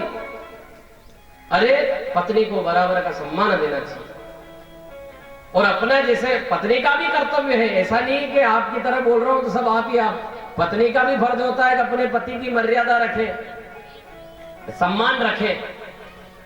अरे कथा तो आपने भी सुन रखी है, सभी सुन रखी है, लेकिन कथा के साथ साथ में अगर ये ज्ञान भी सीख लोगे तो कहीं ना कहीं जीवन में काम आएगा। कथा तो सबने सुन रखी है, कई कथा सुन ली होगी, मैं तो बालक हूं, मेरे से तो ज्यादा कई कथा आपने सुन चुके हैं। और भगवान ठाकुर जी की कृपा से ये मेरी पहली कथा है, मेरे जीवन में कभी कथा नहीं करी। एक बार शाम सरपंच जी यहाँ करी थी, वो भी 5 पंडित ने मिलकर सत्यनारायण की कथा करी थी। बोलो राधे। 5 अध्याय और 5 पंडित, और ना कोई मेरी स्टडी है, मैंने के लोग 2-4-5 दिन से कोई इसको बांचा है। ठाकुर जी का नाम लेके बैठ गया और जैसा आ रहा है वैसा बोलते जा रहे। अब महाराज पत्नियों का दायित्व बनता है कि अपने पति का सम्मान करे। क्या करे? सम्मान करे। अपने ऐसा काम न करे जिससे अपने पति का सम्मान बिगड़े। और पतियों का भी कर्तव्य है कि 2 सहेलियों के बीच में अगर धर्म पत्नी बैठी है तो उसका अपमान न करे, उसका सम्मान करे। अगर कुछ बात कहना है तो घर में आके कहे, बाहर से नहीं चिल्लाना, मेरे कपड़े के प्रेस नहीं हुई, भगवान ने तुमको भी हाथ दे रखे, तुम कर लो। बोलो राधे। महाराज उस अजामिल की पत्नी को निकाल दिया गणिका के चक्कर में। अब गणिका ने पंडिताई तो बंद करवा दी, माला वाला बंद, जाओ पैसा लाओ। तो पैसा कहां से आया? चोरी करो, डाका डालो, मारो, कूटो, पर पैसा लाके दो। कुछ भी करो, बस पैसा लाके दो। अब जो सदाचारी ब्राह्मण थे, गायत्री मंत्र जाप करने वाले थे, गायत्री गई घूमने। अब तो पैसा, अहो मनीषा, अहो मनीषा, मनीषा मनीषा करो में हम, बस पैसा पैसा पैसा। अर्थ बिना व्यर्थ, पैसा होना चाहिए, जरूरी है। ये कलिकाल है, संसार है, इसमें पैसे की जरूरत लगती है, लेकिन कितना? जो 10, 20, 50 भय 100, 1000 चाहे लाख अरब खरब की संपदा हो तो पृथ्वीपति होने की चाह जगे। अरे 100 मिल जाए तो भाव जी 1000 हो जाए तो घणो बढ़िया रहे, 1000 हो जाए तो लाख, लाख हो जाए तो अरब, सब हो जाते एक स्कॉर्पियो, स्कॉर्पियो हो जाए तो फॉर्च्यूनर, फॉर्च्यूनर हो जाए तो BMW। मतलब मनुष्य की तृष्णाएं खत्म नहीं होती महाराज। कहा ना कि तृष्णाओं का अंत तो मानव, तृष्णाओं का अंत तो मानव संत। पर तृष्णा कौन कम करे? तृष्णा किसको? कथा सुनिए थे तृष्णा अंत। और यहां से अच्छा एक बात सुन लेना, भले कोई कितना भी पाप कर ले, कोई कितना भी पुण्य कर ले, स्वर्ग नरक का फैसला यही हो जाता है। तुम अपने मन में मीठे हो जाओ, खूब, अरे खूब पैसा नहीं, यही जमीन अपनी, वही जमीन, यही ट्रैक्टर में, वही जेसीबी, वही अपनी चाले, वही अपने छाड़े, थाना कोर्ट कचहरी अपने ये फोनती काम में। ये यहाँ चलता है महाराज। ऊपर वाले के वहां एटीएम नहीं है, बिना एटीएम से काम चलेगा। वहां एटीएम में काई का है? पुण्य का और पाप का। वहां एटीएम काई का चलेगा? पुण्य और पाप का एटीएम चलेगा। वहां ये एटीएम नहीं चलेगा। भले तुम्हारे यहाँ 10 लाख है खाते में, वहां 0-0। वहां तो ये राम के नाम लोगे, यही चलेगा, दूसरा कुछ नहीं चलना है। और एक और बात सुन लो, जब आदमी मरता है ना, स्वर्ग नरक का फैसला यही हो जाता है। जैसे 4 आदमी तो किने मसाना तक ले जाए, 150 और दूसरा गांव का बाहर मेहमान फिरावे ने, जैसे ही वहां दाग संस्कार करे ने, साइडा में बैठे लोग के कई भलो मनक तो बहुत बढ़िया आदमी तो चले गए, भगवान हर के गयो, हर के तो स्वर्ग चला गया। पूछवा की नहीं, केवा की टिप्पणा देगा जरूरत नहीं। और वहां एक आदमी मरे, दूसरो भलो फंड बैठो आको गाम दुखी थो आको देश दुखी थो तो वो कहने की जरूरत नहीं, टिकट हो गया कहाँ का, नरक का खुद ब खुद टिकट हो गया, कराने की जरूरत नहीं है, रिजर्वेशन हो गया नरक का। इसलिए प्रेमी भक्तों भगवान को मानो, भगवान को जानो और भगवान को समझने के प्रयास करो। ये जीवन बार बार नहीं मिलेगा। कहा है ना कि सुमिरन क्यों नहीं करे, क्यों रे मन सुमिरन क्यों नहीं करे, सुमिरन क्यों नहीं करे, मन सुमिरन क्यों नहीं करे, सुमिरन क्यों नहीं करे, करे मन सुमिरन क्यों नहीं करे, सुमिरन क्यों नहीं करे, क्यों रे मन सुमिरन क्यों नहीं करे।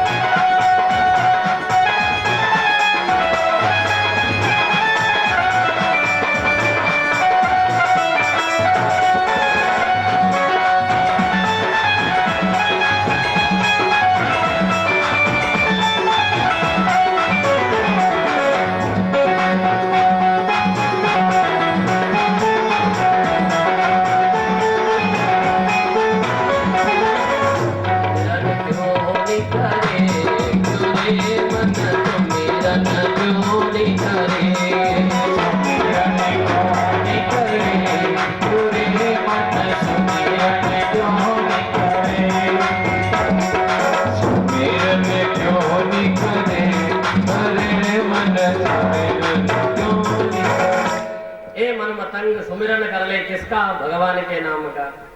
लेकिन अब ये गणिका के चक्कर में चला गया हमारा, और ऐसे गणिका के चक्कर में गया कि माला वाला सब घुमा गए, सुमिरन उमिरन सब घूमने गए।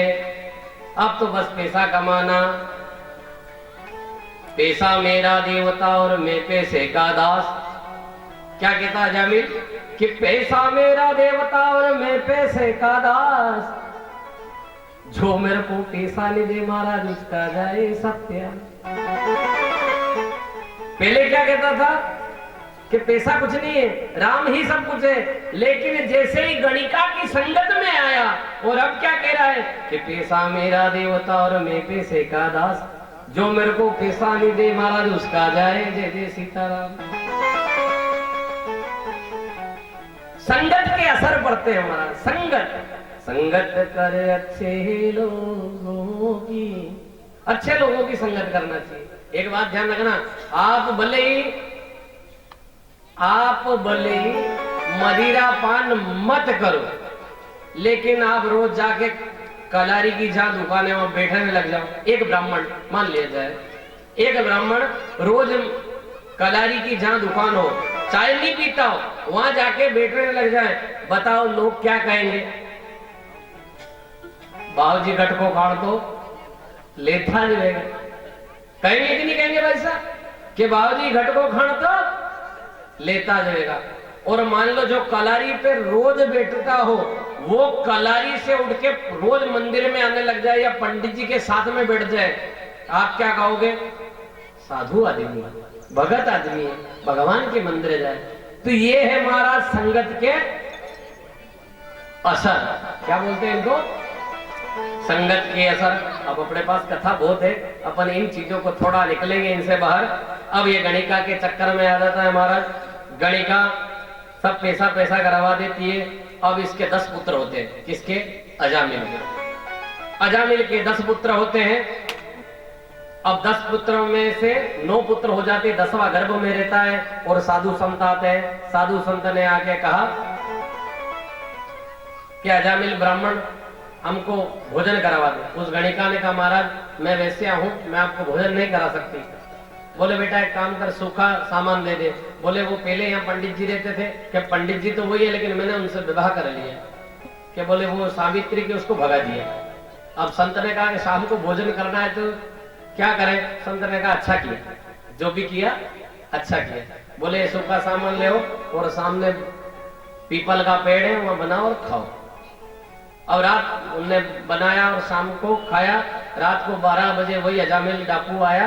पहले अजामिल ब्राह्मण था, अब अजामिल डाकू हो गया, सरनेम चेंज। अब अजामिल डाकू आया, उसने देखा ओहो संत ने मेरे घर। जैसे उसने तलवार निकाली, बोले तुम मेरे घर कैसे आए? बोले तुम्हारी पत्नी ने कहा। इतने जैसे घोड़ों की आवाज सुनी, उसने गेट खोल दिए। बोले इनको कुछ नहीं कहना, संतों को मैंने बुलाया। तो वो गणिका से डरता था। कौन? अजामिल। उसने कोई बात नहीं दी, तुम खेली हो तो फिर कोई बात ही नहीं, भले 2 दिन के 4 दिन के इनका घर है। जो स्त्रियों से डरता है ना महाराज, फिर देखो अपना घर जाने करिश्मा। आपकी बात को नहीं, दूसरा काम की, आप तो अपने मन पे लीजिए मत। यहाँ तो कोई डरे ही नहीं।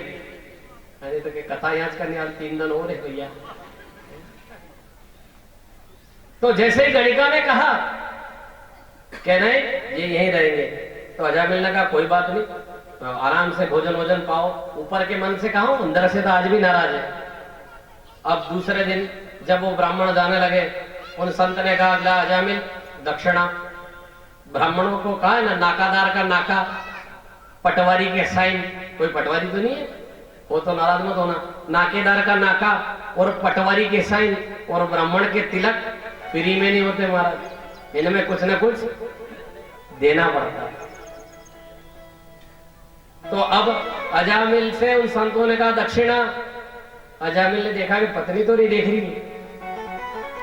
पत्नी नहीं देख रही। धीरे से कहा कि ये लोटा यहीं रह जाएगा ना, सोटा पड़ेगा तुम्हारे, दक्षिणा का नाम लिया। ये तो बल मनसा समझो मेरी घरवाली की, जो तुमको यहाँ भोजन मंत्र मिल गया। इतने से वो गणिका आ गई कि हाँ पंडित जी। इतने अजामिल के सुर बदल गए कि हाँ गुरुदेव बोलिए। महाराज भय भी न करे न प्रीत। बोले दक्षिणा में कुछ नहीं चाहिए, एक काम करना, तेरी पत्नी के जो गर्भ में बालक है 10वां, उसका नाम रख देना नारायण, यही दक्षिणा। बोल छोड़ पानी। महाराज पानी छोड़ने का काम बहुत ये है, एक बार संकल्प करके छोड़ दिया तो आदमी चक्कर में पड़ गया। आप वहां जाओ मथुरा वृंदावन, वहां लो पानी हाथ में, न जैसे लियो आपने कि कोई देवता तो ऐसा रहे कि फिर किराए भी जेब में ले जाए। बोलो राधे वे के नहीं वे, आप तो गए हो ठाकुर साहब यात्रा। फिर दयालु भी खड़ा रहे कि संकल्प उड़ जाओ घर की खाता वाला के लिए, अतरा भी दयालु है बराबर। अब महाराज उसका नाम रखने की बोल गए नारायण। ये चले गए कौन? संत चले गए। अब महाराज संत के जाने के बाद में क्या हुआ कि उसका पुत्र हुआ, उसका नाम रख दिया नारायण। छोटा बेटा जो रहता ना घर में, वो सबसे लाड़का रहता है। ये कटु से भी कटु सत्य है, चाहे वो काम नहीं करे 2 कौड़ी का।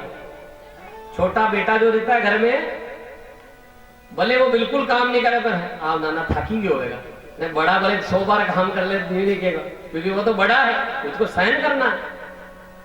अब ये छोटा बेटा था, बहुत लाड़का था, हर समय एक ही चीज रहती थी, नारायण पानी पा, नारायण चाय पा, नारायण रोटी खिला, नारायण ये कर, नारायण वो कर। और जब अपन जिस चीज को बार बार बार बोलते हैं तो वो चीज दिमाग में फिट हो जाती है।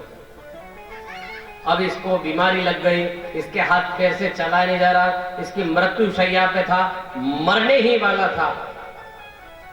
यमराज के दूत आए, जैसे ही उनने आके वो फंदा डाला, यम पाश डाला महाराज, इसके प्राण निकलने वाले थे।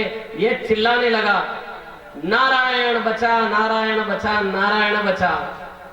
ये नाम किसका ले रहा था? अपने बेटे का। और उस नारायण ने सुन ली, अंत मतो सो परम गतो, जो अंत में बोला जाएगा वैसे ही होगा। नारायण का नाम लिया, वो नारायण के पार्षद आके खड़े हो गए। यमदूत से कहा चलो छोड़ो, एकदम हक्के बक्के रहे, 4 हाथ वाले, यम के दूत 2 हाथ वाले, वो 4 हाथ वाले। अब महाराज जैसे 4 हाथ वाले को देखा, तुरंत कह दिया कि छोड़ दो ये, कि प्रभु ये बड़ा पापी है कि पाप आप सब खत्म हो गए, नारायण का नाम ले लिया। नारायण का नाम लेने के बाद कोई पाप बच रहा है क्या? उसको छोड़ दिया। और जो पार्षद आए थे वो लेकर नारायण उस अजामिल को लेकर चले जाते हैं। एक भागवत में ऐसा लिखा है, एक भागवत में लिखा है कि उसको वहीं छोड़ जाते हैं। उसके बाद में वो सोचता है कि नारायण के नाम से बच गए, तो सब वैराग्य लेकर वन चला जाता है। 2 तरह की बातें लिखी है शास्त्र में। अब पार्षद जब लेकर चले गए तो यम के दूतों ने एक लेटर लिखा यमराज को कि प्रभु इस्तीफा, अब हमसे नहीं होगा यह काम। बोले हमारा मान सम्मान ही नहीं है, हम वहां गए न, वो पार्षद आए न वो लेके चले गए। हम तो समझ रहे हैं कि जगत के कर्ता धरता दुख हरता सुख करता आती है, लेकिन आप छोटी पोस्ट पे हो, ये लो हमारा लेटर, हमको नहीं करनी नौकरी। बोले हुआ क्या? कि बोले वहां ऐसे 4 हाथ वाले पार्षद आए थे और उन्होंने ऐसा नारायण बोला। जैसे ये यमराज ने सुना, हाथ जोड़ के प्रार्थना कर ली, अरे वो तो मेरे क्या, मेरे पिताजी के भी पिताजी है, और दादाजी के सामने कोई बोल सकता है क्या? आज जिसके भी दादाजी हो आप देखना, जो कड़क दादाजी हो गए, आज भी रेडियो रखे, ज्यादा बोले क्या खट बताइए, बोलो राधे। अब महाराज इस तरह से उस अजामिल नाम के ब्राह्मण का भी मोक्ष हो जाता है। श्री कृष्ण गोविंद हरे मुरारी, हे नाथ नारायण वासुदेवा। श्री कृष्ण गोविंद हरे मुरारी, हे नाथ नारायण वासुदेवा। श्री कृष्ण गोविंद हरे मुरारी, हे नाथ नारायण वासुदेवा। हरे मुरारी, हे नाथ नारायण वासुदेवा।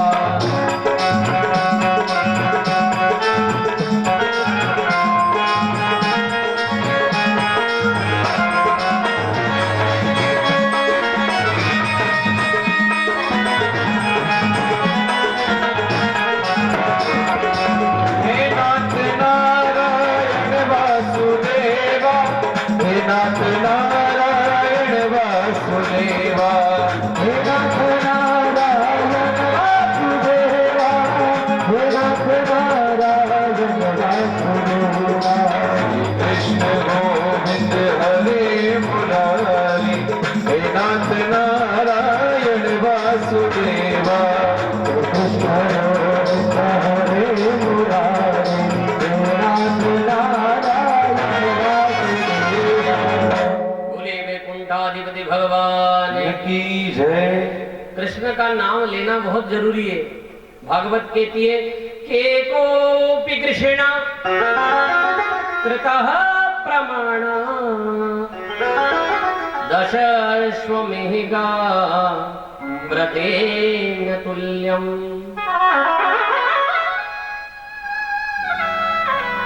एक बार भगवान कृष्ण का नाम लेना 10 अश्व यज्ञ मेघ के समान है।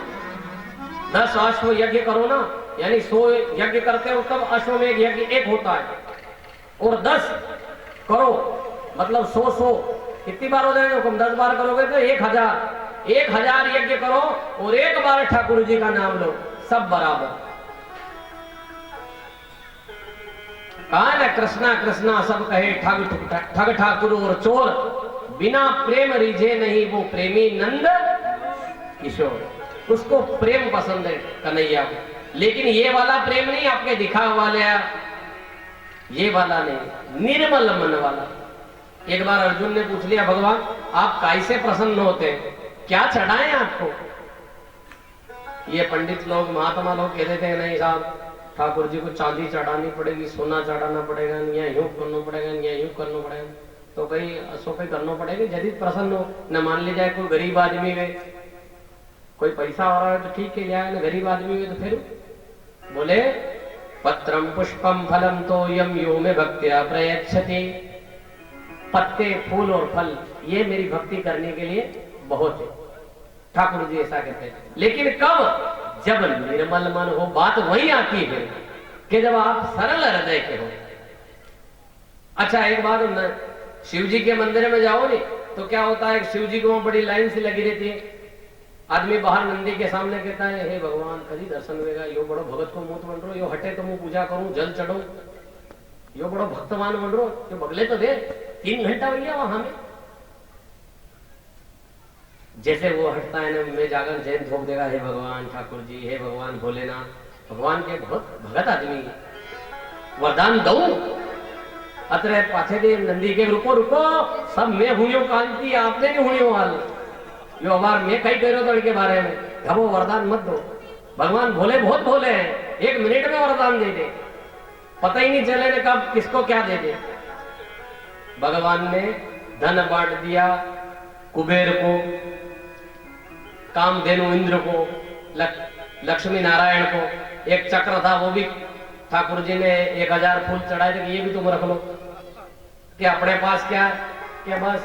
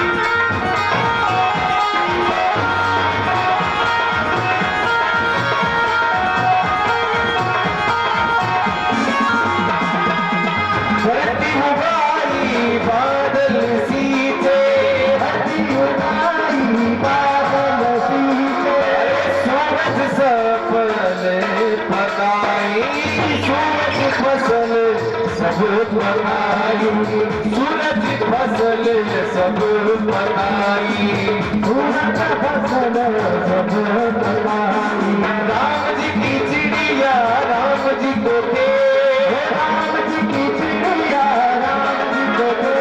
चिड़िया राम जी को के, अरे हमारे चिड़िया घर पे, हमारे चिड़िया घर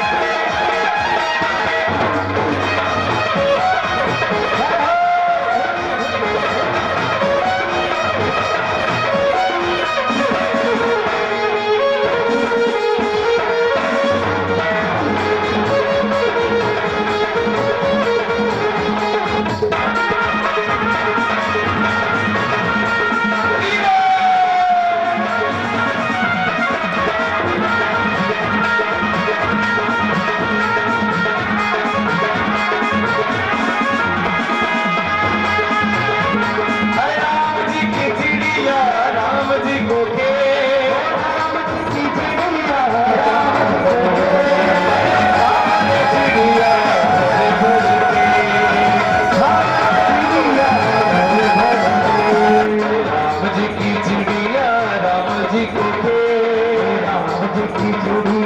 राम जी को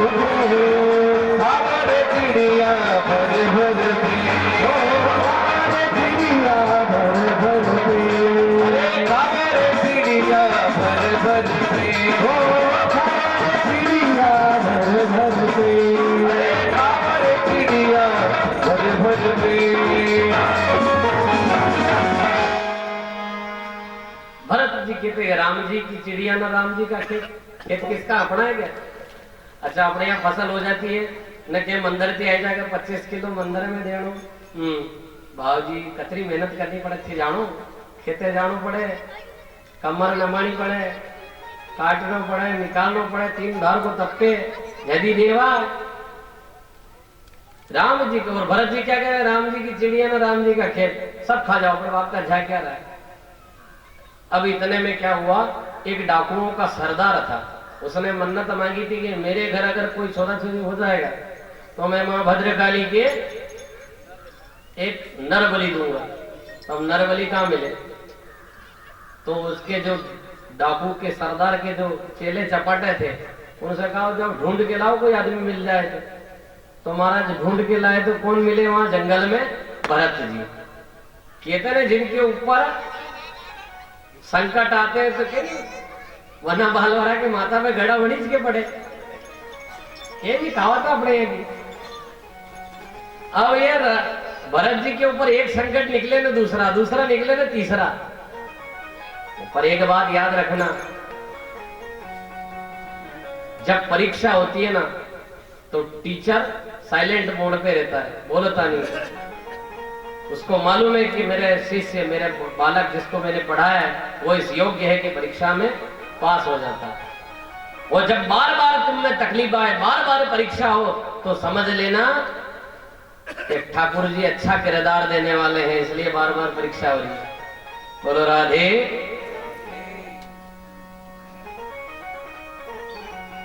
अब महाराज भरत जी को लेके चले गए डाकुओं के सरदार के पास में। डाकुओं के सरदार ने उसको भरत जी को अच्छा खिलाया। भरत जी के बारे ठाकुर जी 2 दिन की टिप्पणी नहीं आया तो कई दया हुई, बहुत अच्छी दया करी ठाकुर जी। 2 दिन की घर वाला टिप्पणी भेज रहा था, आज परवार आइयो। कितने भोले हैं भरत जी। उनको अच्छा खिलाया, अच्छे कपड़े पहनाए और माता जी के सामने खड़ा कर दिया। तो और बड़े खुश है, वाह जगदम्बा, कपड़ा भी बहुत पुराना था, ये भी नया कर दिया। जब उनको माला पहनाई, भरत जी और खुश हुए कि मारी आनी जिंदगी में करने माला नहीं पहरे थी, जगदम्बा थे मारा भी पहरे थी। जय हो जगदम्बा, बड़े खुश हुए। अब ये जो भाव है जगदम्बा के सामने किसने रखे? भरत जी ने, कि वाह कालिका मैया, ये लोग लाए, भूखा था भोजन करवा दिया, कपड़े फटे पुराने थे नए दिला दिए, और तो और माला पहना दी, इससे बढ़िया क्या मिलेगा? अब ये सरलता पे काई पे, इस सरलता पर जगदम्बा रीझ गई। आदमी को क्या होना चाहिए? निर्मल, सरल होना चाहिए। महाराज हुआ क्या कि एक बार एक आदमी था पेटूराम, बड़े को काम खाली खावा को और काम हम कहीं नहीं ले। घर वाला दुखी हो गया कि फ्री का रोटा कौन दे नवड़ो है तो जावे तो कटे जावे के चल जाए थी आज जबान वो निकली गयो कि वहां जानो जे चलो। अब महाराज वो आदमी निकली गयो तो दन भर कटे रही हाथ का फिर घर आई गयो। घर वाला ने क्यों कर थान तो नवड़ दियो तो नहीं कि मैं सोचो कभी थाने मारी याद आई रही वेगा लड़ी तो फिर आई गई, क्योंकि वो मन का पापी नहीं था कि थे नवड़ दियो तो फिर ना आयो कि मोनी बातें आई गयो कि थे मारी याद आई रही है गाड़ी बातें आई गयो। दूसरे दिन सुबह फिर भगा दिया। उन्होंने कहा यार कि फ्री का रोटी कौन दे, जा तू यहाँ तू। महाराज उस व्यक्ति के मन में विचार आया कि ऐसी जगह क्या है जहां फ्री की रोटी बनी है। तो महाराज उन्होंने देखो कि एक संत का आश्रम बद्री विशाल चले जाओ, उत्तराखंड चले जाओ, हरिद्वार चले जाओ, वहां बड़ा बड़ा आश्रम है। वृंदावन चले जाओ, मथुरा वृंदावन गोकुल धाम, वहां बड़ा बड़ा आश्रम है। रोटियां जिमो ने कहीं नहीं करना, आराम करो। सिद्ध महात्मा यही करते हैं, वो तपस्या करते हैं, जाप करते हैं। अब आदमी वही चली गयो तो वहां क्या एक संत के मिल गए। तो संत के वहां मंदिर में पूजा होती, बड़ा बड़ा हष्ट पुष्ट बैठा था। बाहर वहां का गुरुजी का चेला बोले आदमी ने देखो यहाँ अच्छो खावा को मिलता होगा मालताल तगड़ो अठे चली जाओ। अब महाराज वो गुरुजी के वहां चले गए, हाथ जोड़ के आया गुरुजी घर वारान तो निकाल दियो पर आपकी कृपा हो जाए तो मैं यहाँ रहूं। क्या खूब रहो कोई तकलीफ नहीं। क्या गुरुजी भोजन हाँ हाँ के 2 टाइम पाओ। क्या गुरुजी घरे 4 रोटी के यहाँ भर पेट खाओ। ओहो वो तो थई पेटू रहो तो क्या आनंद आई है कि बस यो चाहिए तो के सिवा चाहिए तो अपने जीवन में भोजन ही चाहिए तो क्योंकि वो सरल था, निर्मल मन था। अब महाराज आराम की जीवन आनंद में रहे। ये सब ब्राह्मण लोग तो नमः शिवाय करन हके एक चद्दर लंबो करने जय श्री राम बोलो राधे। अच्छी खासी नींद निकाल लो। ऐसे करते एकम 20 30 चौथ पांचम छठ सातम अष्टमी नवमी 10वीं आई। अब क्या होता महाराज मठों में मंदिरों में 11 के दिन भोजन नहीं बनता है। 11 के दिन भोजन बने नहीं बने अपने भी आई रही नीचे में ध्यान रख जो 11 के दिन भोजन नहीं बनेगा ध्यान रख लीजिए। अब आपकी चिंता होगी फरियाल की व्यवस्था हो जाए ठीक है 5 दिन की ध्यान लगा दो। अब महाराज 11 साई उसने कहा कि 9 बजी भी नवार तक खाई चूल्हा चाकी कहीं नहीं चलिए बात खाई है। महात्मा जी के पास गए थे गुरुजी आज खाई बात है सब ठंडा ठंडा बढ़िया है। बोले भगत ऐसा है कि आज एकादशी आज भोजन नहीं बनेगा। उसने हाथ जोड़ के गुरुजी ये एकादशी ने द्वादशी ने त्रयोदशी ने तुम करो ये अपने बस की बात नहीं है। या एकादशी की पूछे तो यहाँ आया हूँ वहां रोज एकादशी जो थी एकादशी मारती रहेगा ठीक कर लो क्या नहीं यहाँ तो भोजन नहीं बन सकता है। और अगर तेरे भोजन करने की इच्छा ही ज्यादा हो तो एक काम कर ये सामान ले जा आटा दाल और नदी के किनारे बना के गंगा के तट पे खा लेना। बोले तो ठीक है नहीं बनाता आवे फिर भी कहतर वहां मर तो नहीं करतो मर तो आदमी कहीं करे आंकड़ो ही पिएगा। तो ठीक है वो नदी के किनारे गया न जाते जाते गुरुजी को देख भगवान के भोग जरूर लगा दे कि हाँ ठीक है। अब उन्हें बढ़िया से दाल बाटी बनाई। अकेला आदमी कतरी लगेगा 3 बाटी 4 बाटी बनेगी आराम से बड़ी भगवान बनाने के बाद में उसने कहा जैसे खाने के लिए बैठाने याद आएगी कि गुरुजी ने कहा था भोग लगाना। अब भोग लगाना तो उसने कहा मंत्र तंत्र तो याद नहीं थे भोग कैसे लगाए। उसने प्रेम से कहा कि राजा राम आइए प्रभु राम आइए मेरे भोजन का भोग लगाइए। राजा राम आइए प्रभु राम आइए मेरे भोजन का भोग लगाइए।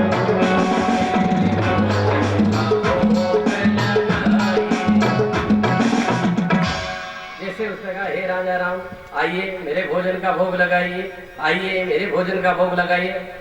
राम जी आए नहीं। अब वो सरल था उसको मालूम नहीं केवल भोग लगाते हैं ना भगवान तो आत्मा से ग्रहण करते हैं। वो हम जो के भगवान आता रहेगा घड़ी देर वही आया बोली कि प्रभु इस चक्कर में मत रहना कि वहां आश्रम में पूड़ी ने पकौड़ी ने रबड़ी ने आनी चक्कर में तो भूखा रह जाओ आज वहां कहीं नहीं बोली तो यहाँ आया मुंह यहाँ कहा तो। अब इस सरलता पे रिझ गए भगवान कहीं पे रिझ गए सरल मन निर्मल मन पे रिझ गए।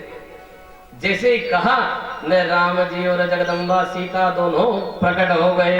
बोले सीतारामचंद्र भगवान की जय। अब जैसे राम जी ने सीता जी आए अरे भोजन तो एक जना को थो ये तो 2 ही मैं तो एक ने बुलाया था नहीं तो 2 आई गया। अब मन में विचार आया ये नहीं जिम्मा देगा ये भूखा रखेगा। गुरु जी के एक भगवान आ गया यहाँ तो 2-2। अब महाराज दुख भी वे और उस अलौकिक छटा को देखकर सुख भी होता है बड़ी खुशी भी है मन में। मैंने क्योंकि आओ जीमो जैसे तैसे हाउ बोधा मनती एक बाटी बना के रखी ने 2 बाटी अन्य जीमी भगवान ने भोजन कर लिया। बोले भगवान आप आए, बढ़िया लगा, बहुत बढ़िया लगा, मन करता है कि आप छोड़ के ना जाए, लेकिन भगवान अगली बार आओ नहीं तो पहला एक बार कह दीजो के आप आई रहो ना, आप हंडे एक और क्या, हाँ ठीक ठीक ठीक ठीक ठीक ना। भगवान अदृश्य। अब वो समझा भोला भाला आदमी कि ऐसा ठाकुर जी रोज को इतना जो है ना सिस्टम, उसने गुरु जी से आके कुछ नहीं कहा, कुछ भी नहीं बोला। महाराज चुपचाप आया, फिर बारिश निकल गई, 2-5 दिन और निकले, आनंद से खाया पिया न, फिर अगली 11 या तो हर 15 दिन में आएगी, फिर आएगी। अब गुरु जी से कहा, गुरु जी थोड़ा सा आटा बढ़वा दीजिए, क्योंकि वहां भगवान ज्यादा आते हैं। गुरु जी ने कहा भूखा रहा होगा, भूखो रही होगा, थोड़ा ज्यादा सामान दे दो, कई बात। अब 2 शेर जहां मिलते थे, हम वहां 3 शेर आटा दे दिया। अब वो गया, उसने जाके बड़े प्रेम से वही सिस्टम उसका भोजन बनाया। अब उसके दिमाग में क्या, एक ने बुलाया था, 2 आया था, 2 जना को बनाना है, राम जी आया, सीता जी आया, 2 को भोजन होना है, 4 की जगह 6 की जगह 7 बाटी बने, 8 बने, बड़ा अच्छे से बने न। फिर वही जवाब, हाथ जोड़े ने कहा कि राजा राम आइए, पहले एक कह रहा था, अब 2 का नाम ले रहा है, राजा राम आइए, सीता राम आइए, मेरे भोजन का भोग लगाइए। राजा राम आइए, सीता राम आइए, मेरे भोजन का भोग लगाइए। अब क्या कहा उसने, हे भगवान राम जी आप पधारो, साथ में सीता मां जगदम्बा आप भी पधारो और ये भोजन प्राप्त करो। अब भगवान तो देख रहे थे कि कब भगत याद करे, वो तो तैयारी थे। जैसे ही कहा, दक्षिणे लक्ष्मणो यस्य वामे च जनकात्मज, दक्षिण साइड में लक्ष्मण और उल्टे हाथ में सीता माता और राम जी प्रकट हो गए। जैसे ही महाराज प्रकट हुए तो 2 हाथ के माथों पकड़ लियो, हे राम आज भी भूखो द्रेणो है। उसने कहा राम जी आइए भोजन करिए। मन मन में उठा भी घणो, क्यों तो 1 आजो 2 आया, 2 की क्यों तो 3 आया, पहला कह जाता 3 को उड़े ले, तो मन में बड़ा दुख भी हुआ उसको, पर खुशी इस बात की होती कि उनकी जो अवलौकिक छटा है ना, वो सुंदरता, वो देख के मन बड़ा प्रसन्न होता है। उसने कहा कि प्रभु आप तो ठाकुर जी, ये ठाकुर जी के साथ हमें ठाकुरानी जी, लेकिन ये तीसरा आदमी कौन? बोले ये मेरा भाई है। राम जी ने कहा ये मेरा भाई है।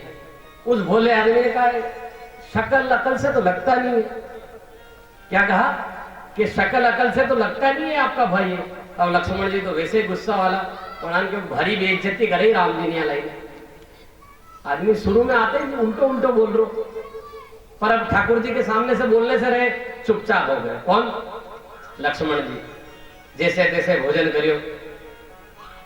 भोजन करने के बाद में कहा प्रभु एक बात सुन लेना, आप कितने जने आ रहे हो, क्या आ रहे हो, पहले से कह देना। मैंने ठाकुर जी के भोग का ठेका लिया, ठाकुर जी के परिवार का ठेका नहीं ले रखा। आप पहले ही कह देना कि कितने आ रहे हो। क्या? हाँ हाँ भगत इस बार गलती नहीं होगी, पक्की बात, जा। अब महाराज ये तीसरी बार, 2 बार हो गए, ये भी चले गए। अब जैसे गुरुजी के वहां गए, गुरुजी से कुछ कहा ही नहीं कि ठाकुर जी ऐसे आते होंगे, इसको क्या मालूम बेचारे वो ठाकुर जी ऐसे भोग नहीं लेते। थोड़ा दिन उन्होंने किया, फिर अगली 11 या तो माते श्री हर 15 दिन में आ गए। अब उसने कहा गुरुजी इस बार मेरे को तो जाना ही नहीं। क्या? बोले क्यों? अरे गुरुजी वहां अतरा भगवान आवे, आपने तो एक ठाकुर जी आवे, वहां तो मलक ठाकुर जी आवे ना, अभी आवे तो आवे, हंडे वना परिवार ने भी लावे, जिम्मा को तेड़ो एक जना को रे मारती नहीं हदेगा। गुरुजी ने कहा कि क्या बात? बोले आटो बढ़ाना पड़े। गुरुजी ने कहा हो ना हो बेचरा होगा, इसको पहले दे दो, और इसके पीछे पीछे चलेंगे। अब जैसे उसको आटा दाल सब दे दिया, 5 शेर की जगह 10 शेर दे दिया। अब देखे वो गया और वहां जाके सामान रखा। अब वो भी ऊपर वाला था भगत, उसने कहा इस बार अपने को बनाना ही नहीं, उसने कहा इस बार अपने को बनाना ही नहीं। जैसे ही सामान रखा और कह दिया कि राजा राम आइए, सीता राम आइए, लक्ष्मण राम आइए, मेरे भोजन का भोग लगाइए, मेरे भोजन का भोग लगाइए। राजा राम आइए, लक्ष्मण राम आइए, सीता राम आइए, मेरे भोजन का भोग लगाइए। हाँ, मेरे भोजन का भोग लगाइए। जैसे ही कहा महाराज ने, भगवान तो इंतजार में थे। अब क्या हुआ? दक्षिणे लक्ष्मणो यस्य वामे जनकात्मता पूरितो मारुतस्य वंदे वाल्मीकि कोकिलम। साथ साथ में महाराज राम जी आ गए, लक्ष्मण जी आ गए, हनुमान जी आ गए, सीता जी आ गए, भरत आ गए, शत्रुघ्न, पूरी की पूरी अनुपम छटा आ गई महाराज। जैसे ही उस भगत ने देखा, ने कहा कि मेरे को तो पहले ही मालूम थी, तुम तो ठाकुर जी हो ही खराब, तुम्हारे लक्षण तो शुरू दिन से ही दिख गए थे। एक को बुलाओ दो आओ, दो को बुलाओ तीन आओ, इस बार तो चूल्हा उपाड़ सब। बोलो राधे। महाराज चूल्हा उपाड़ ही रह गया, पर हम भी बहुत समझदार है, हमने भोजन बनाए ही नहीं, अब आप ही बनाओ। अब भगवान राम जी ने कहा ठीक बात है, बना नहीं है।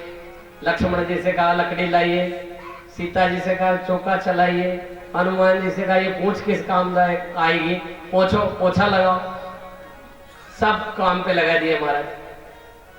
अब ये जैसे ही देखा, उसने कहा 10 सेर आटा है, ईच खाई जाएगा, अपने तो पाती आनो ही कोनी, आका मिची ने राम राम राम राम करो मंडियो। अब इतने में जैसे ही सीता माता ने चौका चूल्हा चालू करा, सिद्ध गंधर्व बड़े बड़े आने लगे। महाराज ठाकुर जी और ठाकुरायण साहब भोजन बनाए, जगदम्बा, तो कौन भोजन नहीं करे। सिद्ध महात्मा हजारों की संख्या में आ गए, माता थोड़ा हमें मिले, थोड़ा हमें मिले, वो भी आ गए।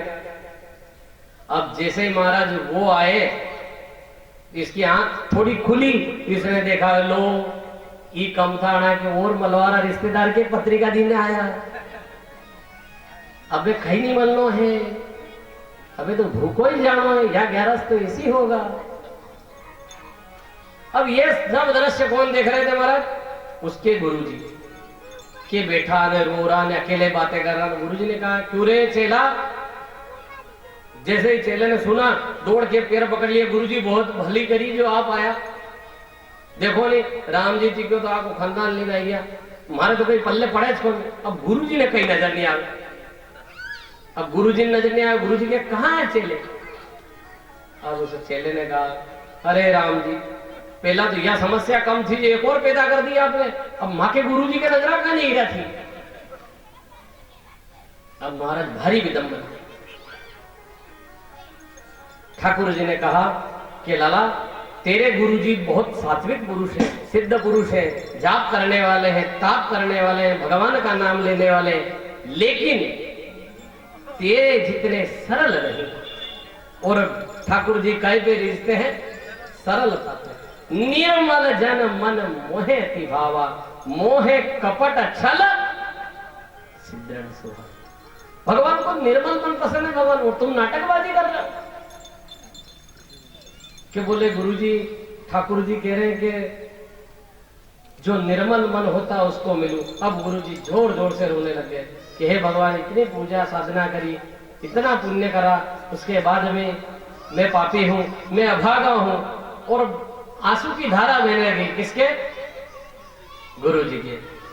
तब उस शिष्य ने प्रार्थना करी कि भगवान गुरु जी को दर्शन दे। तब ठाकुर जी ने दर्शन दिए। बोलिए राघवेंद्र सरकार की जय। तो ये जो भरत जी थे, वापस कथा में आओ, ये जो भरत जी थे ये निर्मल मन थे, और इनको जैसे कपड़े पहनाए, भोजन कराया, माला डाली, तो ये क्या कह रहे कि वाह जगदम्बा कितनी दयालु है तू, इतने कपड़े पहना दिए, भोजन करवा दिया। इस बात पे जगदम्बा रीझ गई, और जगदम्बा रीझ गई तो जगदम्बा ने तुरंत जिस तलवार से इनकी बलि लगने वाली थी वही तलवार पकड़ ली और उसी डाकू के सरदार को, डाकू था, उसको सिर अलग कर दिया।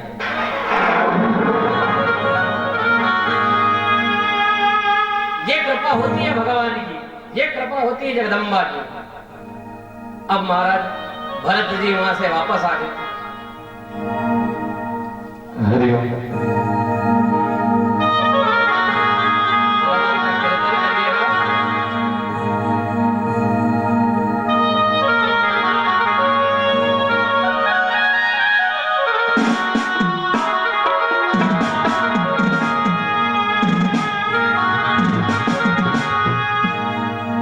देवलिए रम जाए भवानी, डोंगरिए रम जाए,